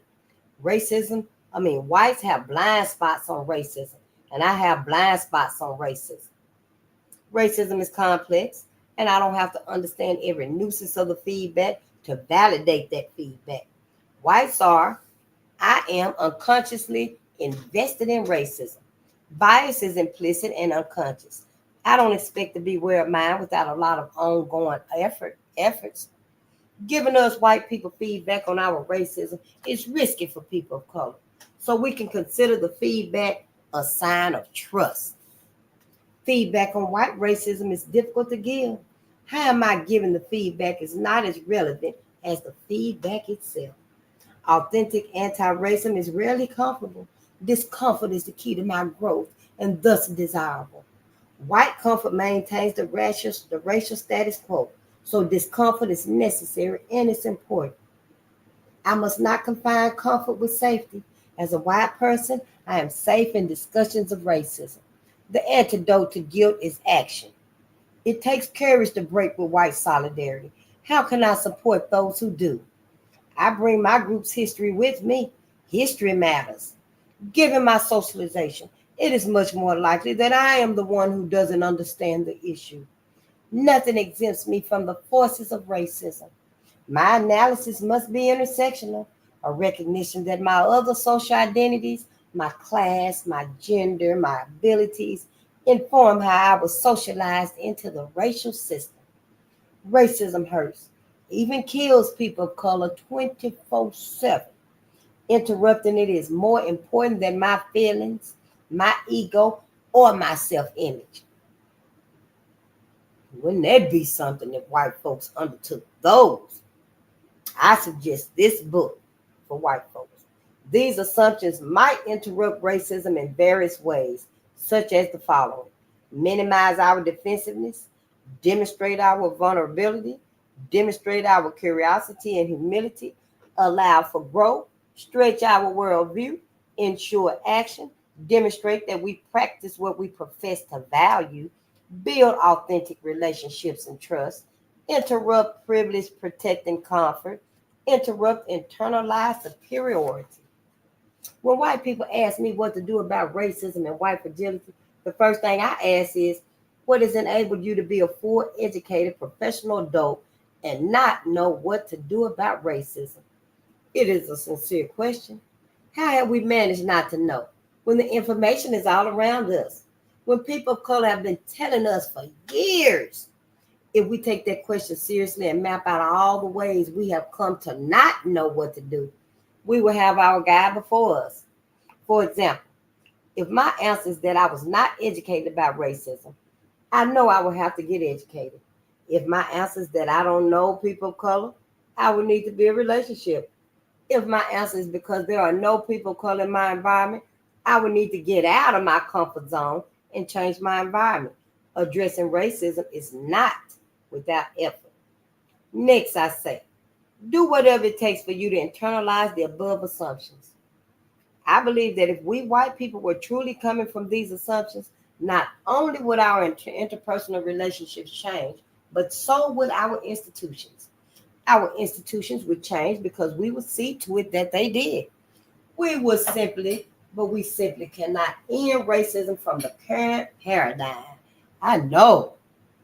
Yeah, I'm trying to make it. The final advice I offer is this: take the initiative and find out on your own. To break with the conditioning of whiteness, the conditioning that makes us apathetic about racism and prevents us from developing the skills we need to interrupt it. White people, we need to find out for ourselves what we can do. White people need to find out for themselves what they can do. There is so much excellent advice out there today, written by both people of color and white people. Got two of them right here in our hands. Search it out. Break with the apathy of whiteness and demonstrate that you care enough to put in the effort. As an analogy, imagine you go to the doctor who tells you that you have an acoustic neuroma. Just as she is about to explain what that is and what your options are, she gets an emergency call and must rush out, abruptly ending your visit. What would you do? You would very likely go home, get on the internet, and read everything you could find on the subject. You might join a discussion group with people who had experience with the condition.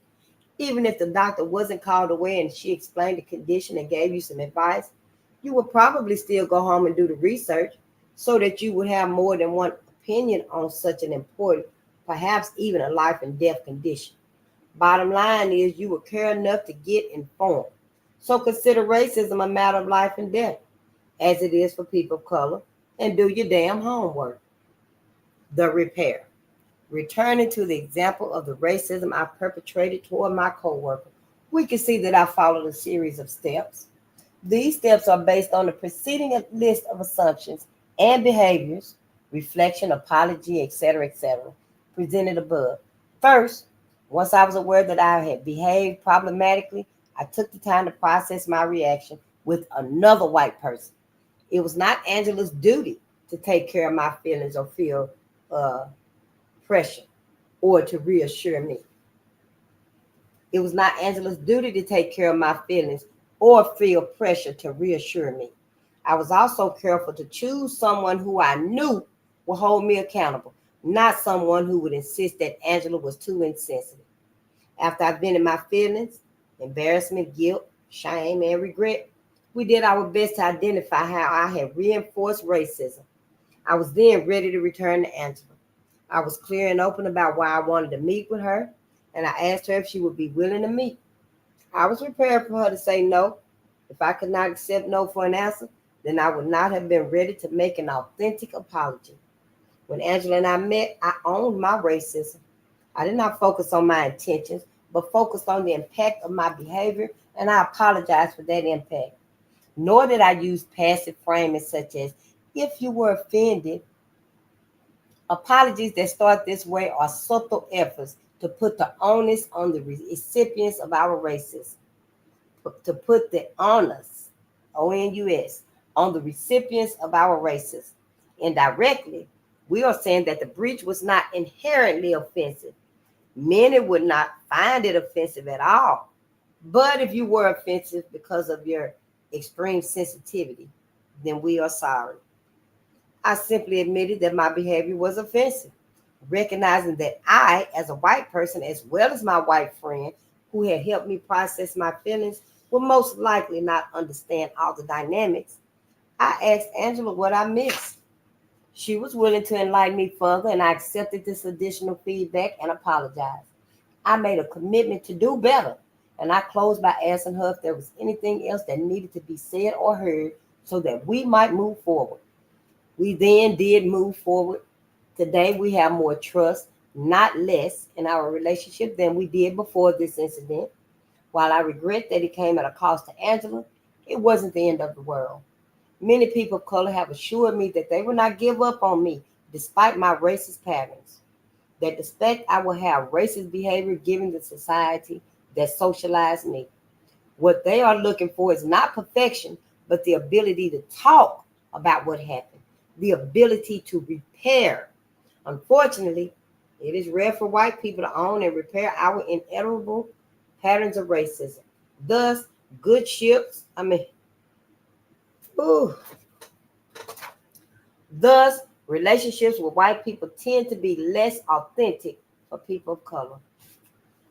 Going forward, in chapter 4, I warn readers not to depend on people of color for our racial education and explain why this dependency is problematic. Readers may have been left wondering, how will we get this information if we don't ask people of color to give it to us? We can get it in several interconnected ways.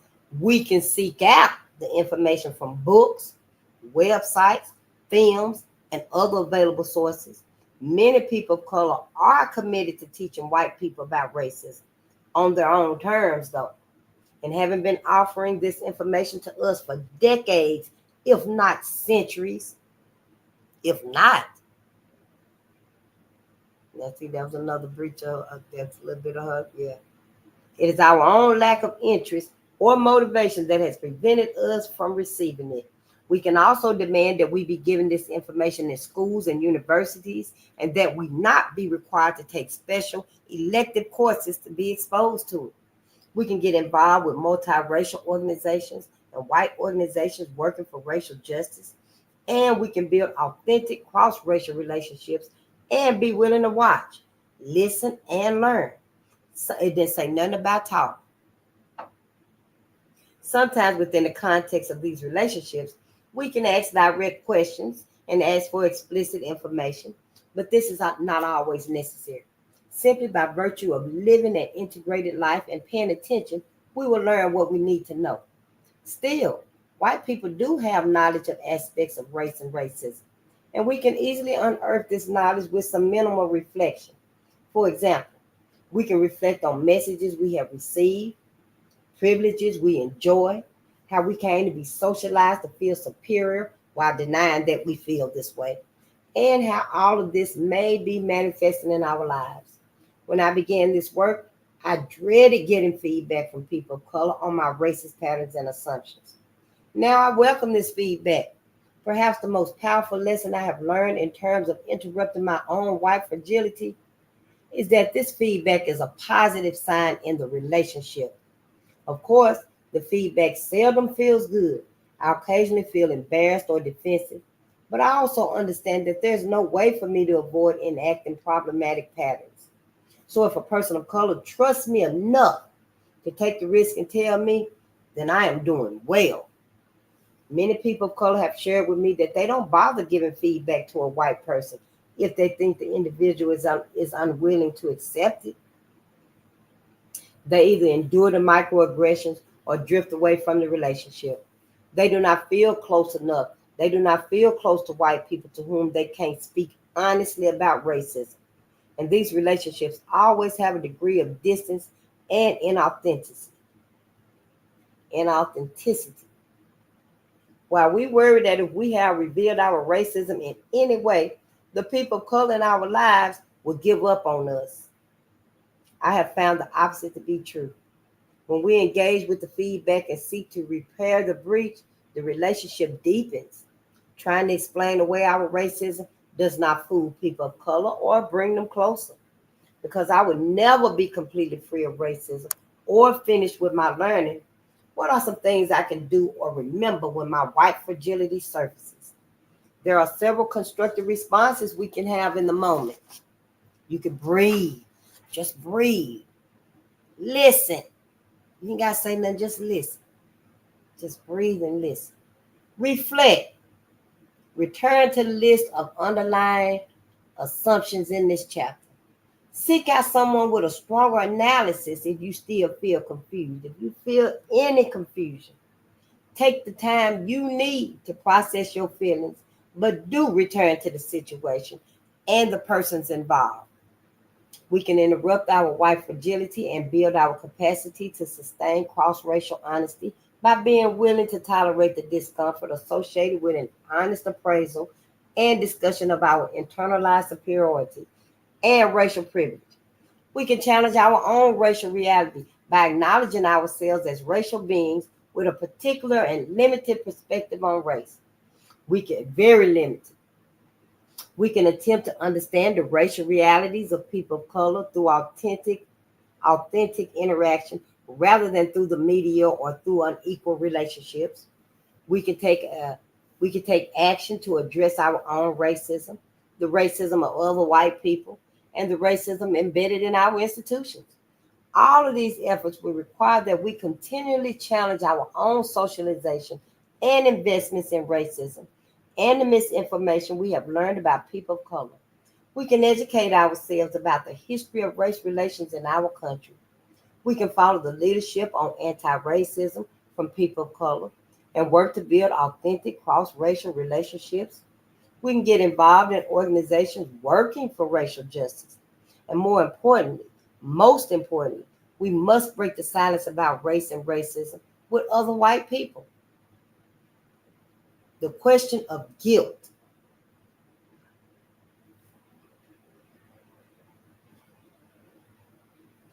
Oh, these last 3 pages been forever. The question of guilt. Audre Lorde, Audrelorde, eloquently addressed her thoughts on white guilt at the National Women's Studies Association conference in 1981. I cannot hide my anger to spare you guilt, nor hurt feelings, nor answer in anger. For to do so insults and trivializes our efforts. Guilt is not a response to anger.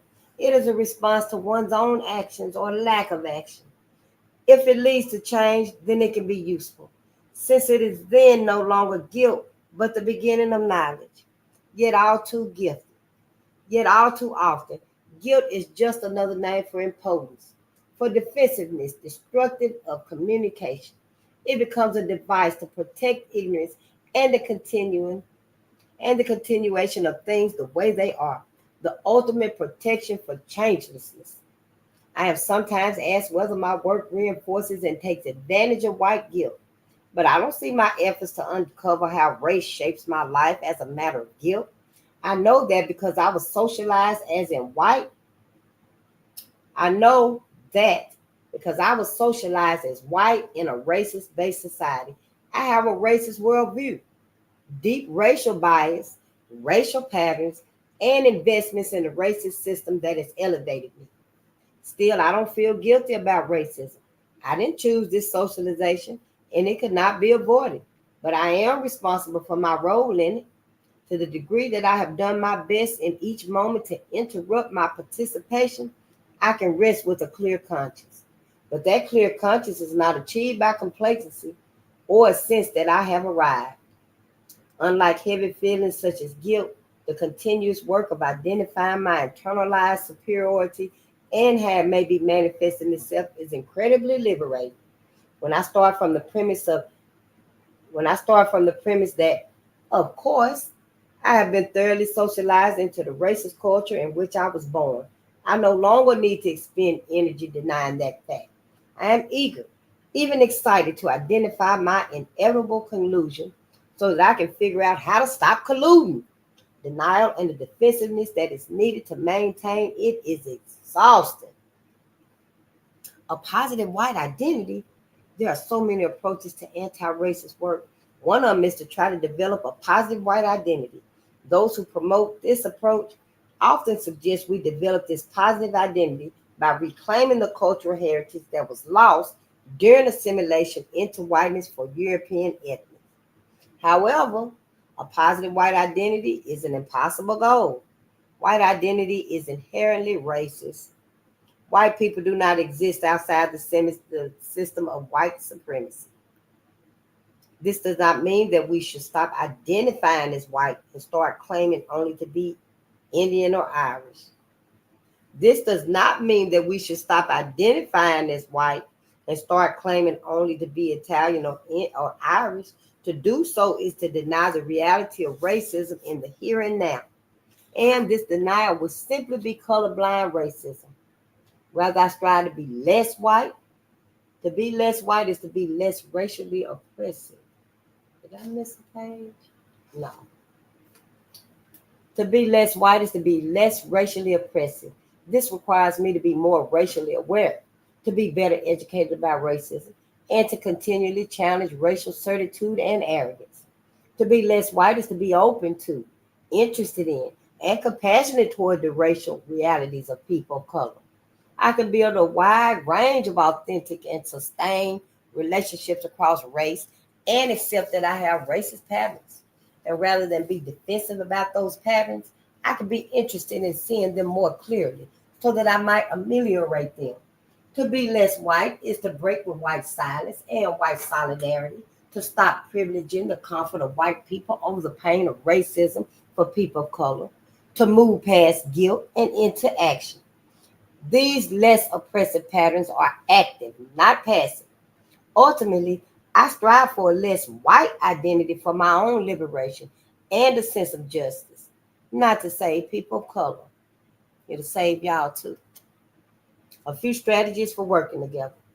When I give a talk or a workshop, the number one question I get from white participants is, how do I tell so and so about their racism without triggering white fragility? My first response to this question is, how would I tell you about your racism without triggering your white fragility?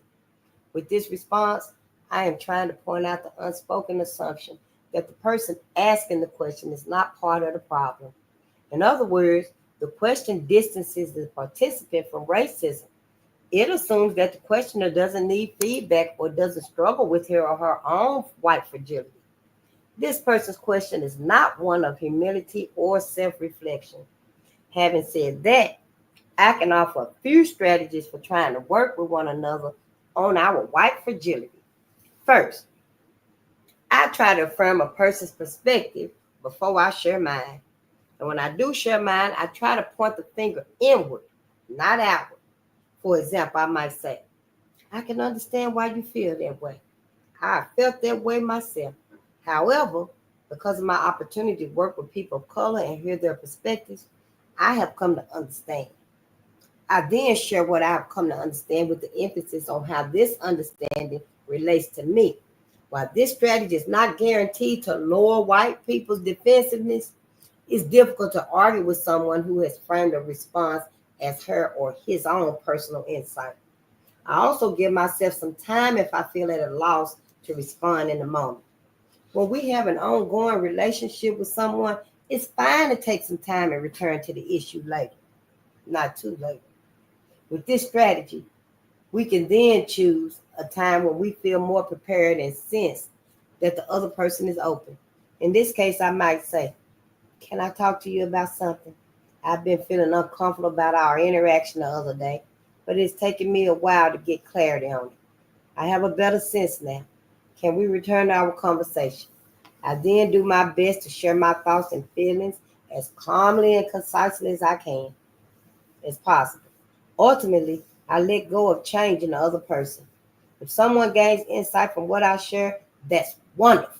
But the objective that guides me is my own need to break with white solidarity, even when it's uncomfortable, which it almost always is. In the end, my actions are driven by my own need for integrity, not a need to correct or change someone else. People of color navigating white fragility. Don't know what to do with them tears. Just say forget it. Forget it. Here, take the whole box of napkins. Never mind. But I digress. People of color have occasionally asked me how to navigate white fragility. I so wish I had a simple formula to offer them. I want us to stop and think. I want us to stop manifesting white fragility so that people of color don't have to ask this question. Still, besides the strategies discussed thus far, there's another approach that people of color might find useful. Whenever you, as a person of color, do not want to bear the burden of pointing out a white person's racism, but do not want to let it go, you might ask a white person whom you trust to deal with it. While addressing white racism is rarely easy, white people can certainly bear the brunt of a hostile response less painlessly than people of color can. There may even be a little less fragility because the intervention is coming from another white person. This strategy also helps a supportive white person demonstrate support and practice breaking with white solidarity. Well, I don't think that's going to be an option for me because I'm perfectly fine letting a white person know. And you bring it to me or my presence. I see it across the room. I'm perfectly fine myself. And white folks going to have to be fine with it too. Them days is gone where only white people is finna try to talk to you and encourage you and let you know where you went wrong, where you took that wrong turn at. Some people of color have told me that it is useful to know how they have colluded with my white fragility. In answering this question, I must first be clear that navigating white fragility is fundamentally a matter of survival for people of color. The consequences of white fragility includes hours of agonizing, as well as far more extreme consequences, such as being seen as a threat and a troublemaker. These bias assessments often lead to job loss, stress-related illness, criminal charges, and institutionalization. To choose to survive in any way deemed necessary is thus an empowered choice. It is white people's responsibility to be less fragile. People of color don't need to twist themselves into not trying to navigate us as painlessly as possible. Still, in helping people of color decide whether or how to interrupt white fragility, I can share some ways that I have noticed people of color enabling mine.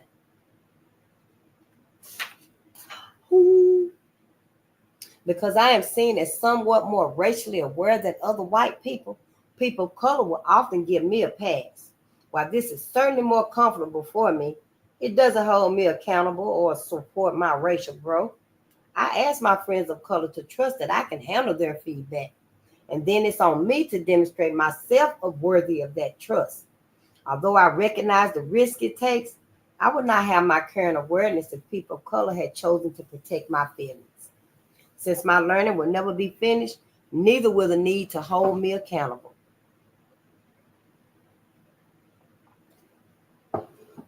When a person of color gives me feedback that I consider unfair, I am tempted to go to another person of color for reassurance that I am a good person. This search for reassurance pressures people of color to align with me over one another by agreeing that I have been unfairly attacked. Empathy with people in distress creates a strong urge to comfort them.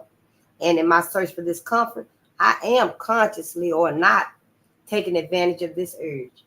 But the search for reassurance from people of color is inappropriate. My need functions as a kind of divide and conquer wedge. Further, my quest for reassurance upholds racism by reinforcing the very idea that the feedback was an unfair attack and or that there was a correct way to give it, and the person of color in question has broken the rules of engagement. In essence, by complaining to one person of color about the unfairness of feedback from another person of color, no matter how diplomatically or indirectly I try to mask my complaint, I am pressuring a person of color to collude with my racism. Equity consultant Devin Alexander. I actually know a Devin Alexander. Shared with me what is perhaps the most pernicious form of pressure on people of color.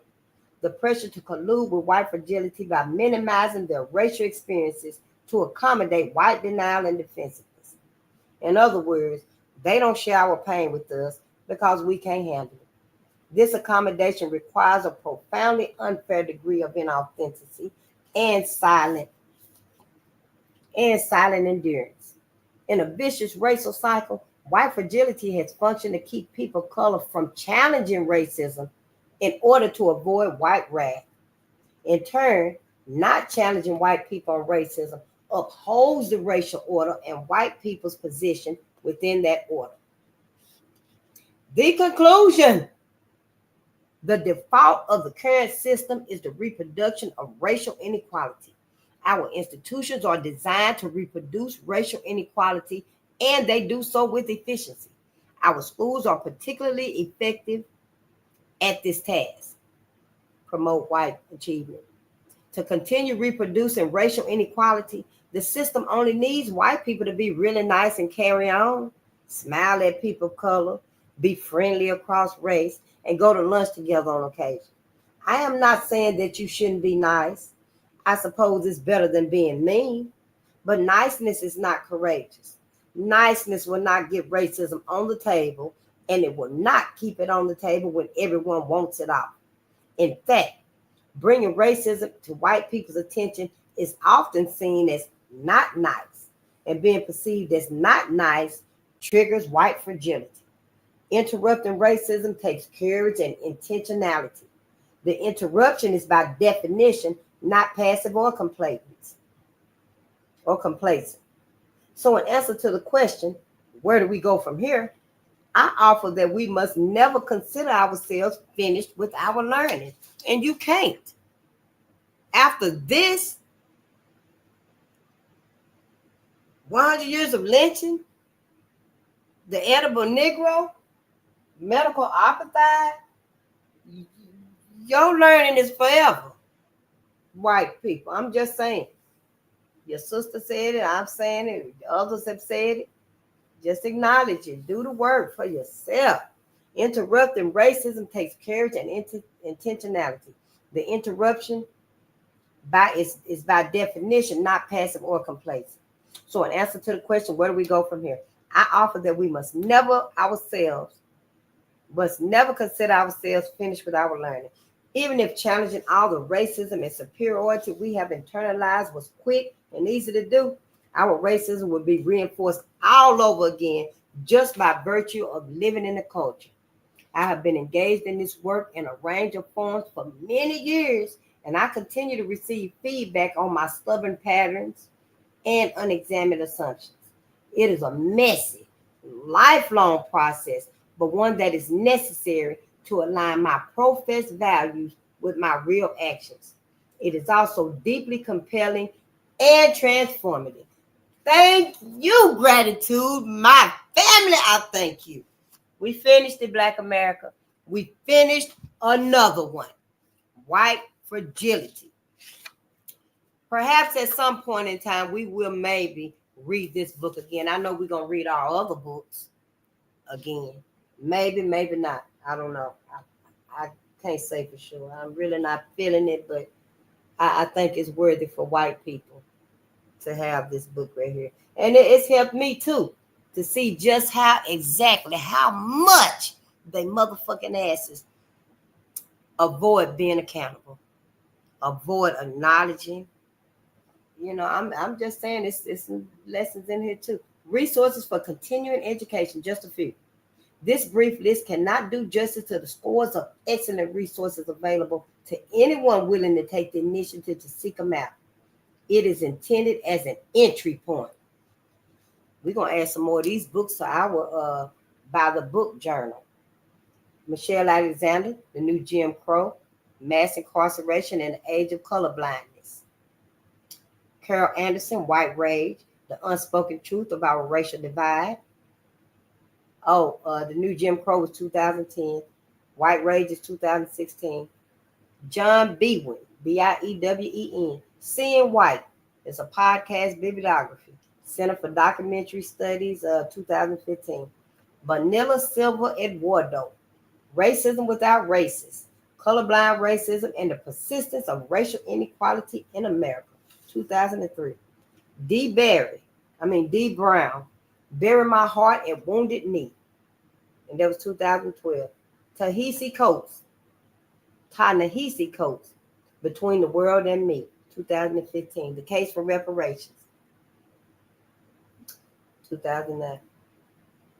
Between the World and Me was 2015. The Case for Reparations is 2014. Michael Eric Dyson, Tears We Cannot Stop, A Sermon to White America, 2017. Yeah, and there's so many others in here. And then it's films also. Chisholm, 1972. Unbought and Unbossed. You know, we learned about her in one of our early noon readings. Shola Lynch, director and producer, Real Side, 2004. A Class Divided. William Peters directed and produced it in 1985. The Color of Fear in 1994. Cracking the Codes, The System of Racial Inequality. These are all films. Eyes on the Prize, America's Civil Rights Years, 1954 to 1965, Season 1. And it's got the DVD. Ooh-wee. Because you know, keep your eyes on the prize. Everybody else is. Then there's In Whose Honor by Jay Roston, directed it. Mirrors of Privilege, Making Whiteness Visible. Race, The Power of an Illusion, Larry Adelman. Real Bad Arabs, Jeremy Earp, E-A-R-P. The Revisionaries, Scott Thurman. And 13, Ava DuVernay. Yeah. I don't know how to say her name, honestly. Oh, and then there's some acknowledgments in the back.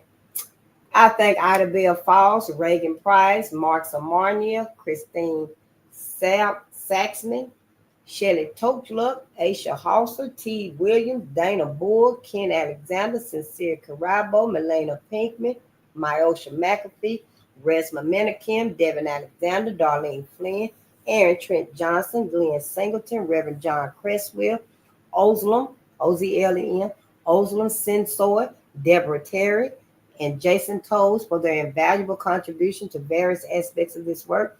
Thank you to the many people of color whose brilliance and patience has mentored me over the last 25 years. You understand white fragility and its roots in white identity far more than I ever will.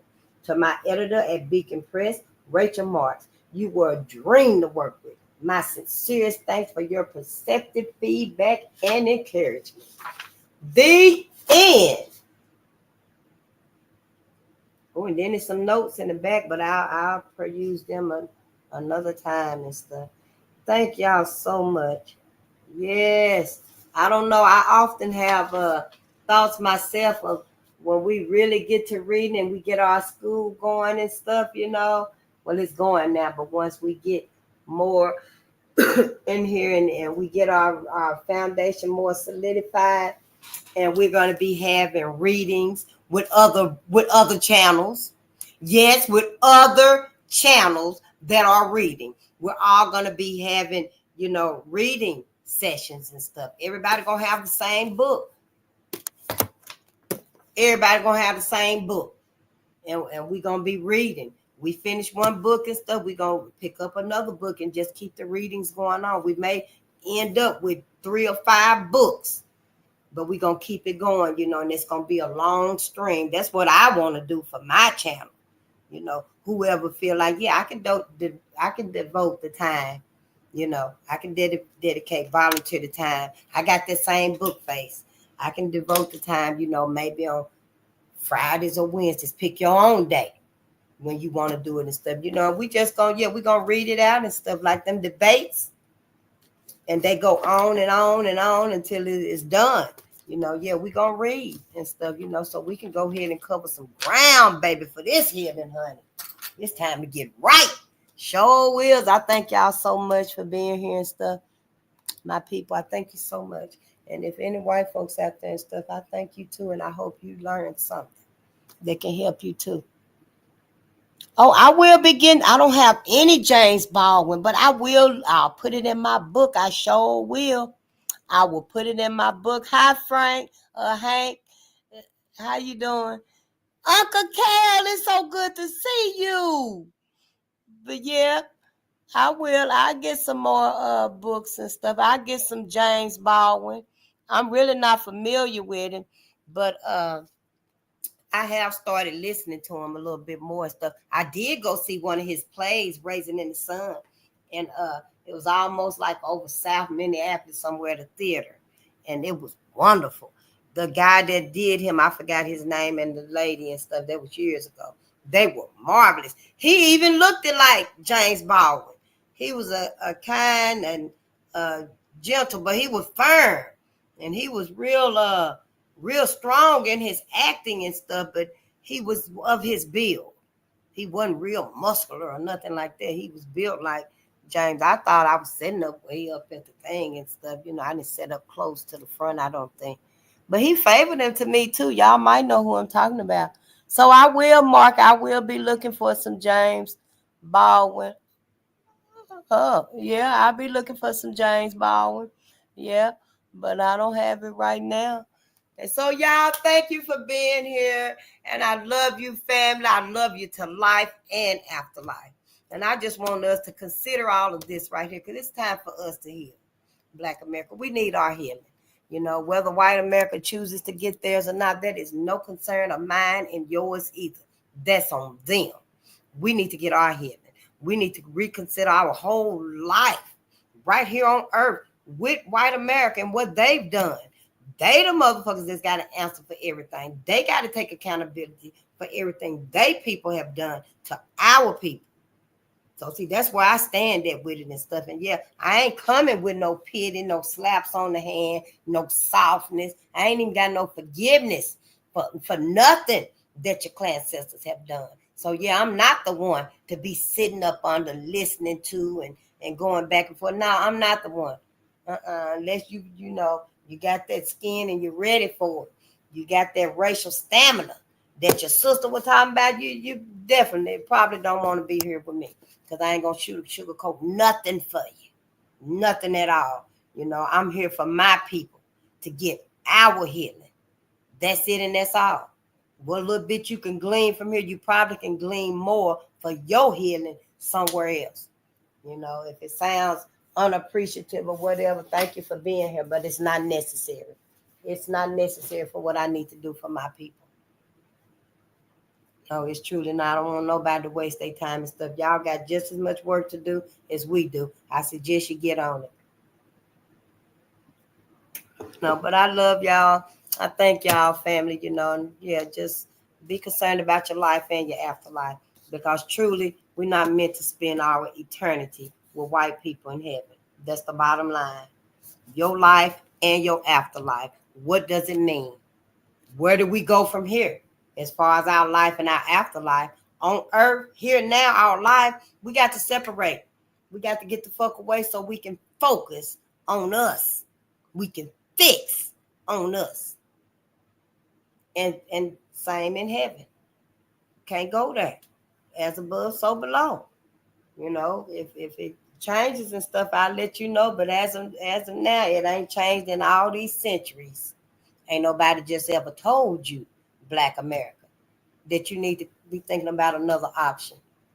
You need to think about another option. Create it yourself. Ain't nobody said you got to go to heaven. Heaven is the all, the one and all. White folks came up with it. White folks invented it. So that's where everybody else got to go. No, it ain't.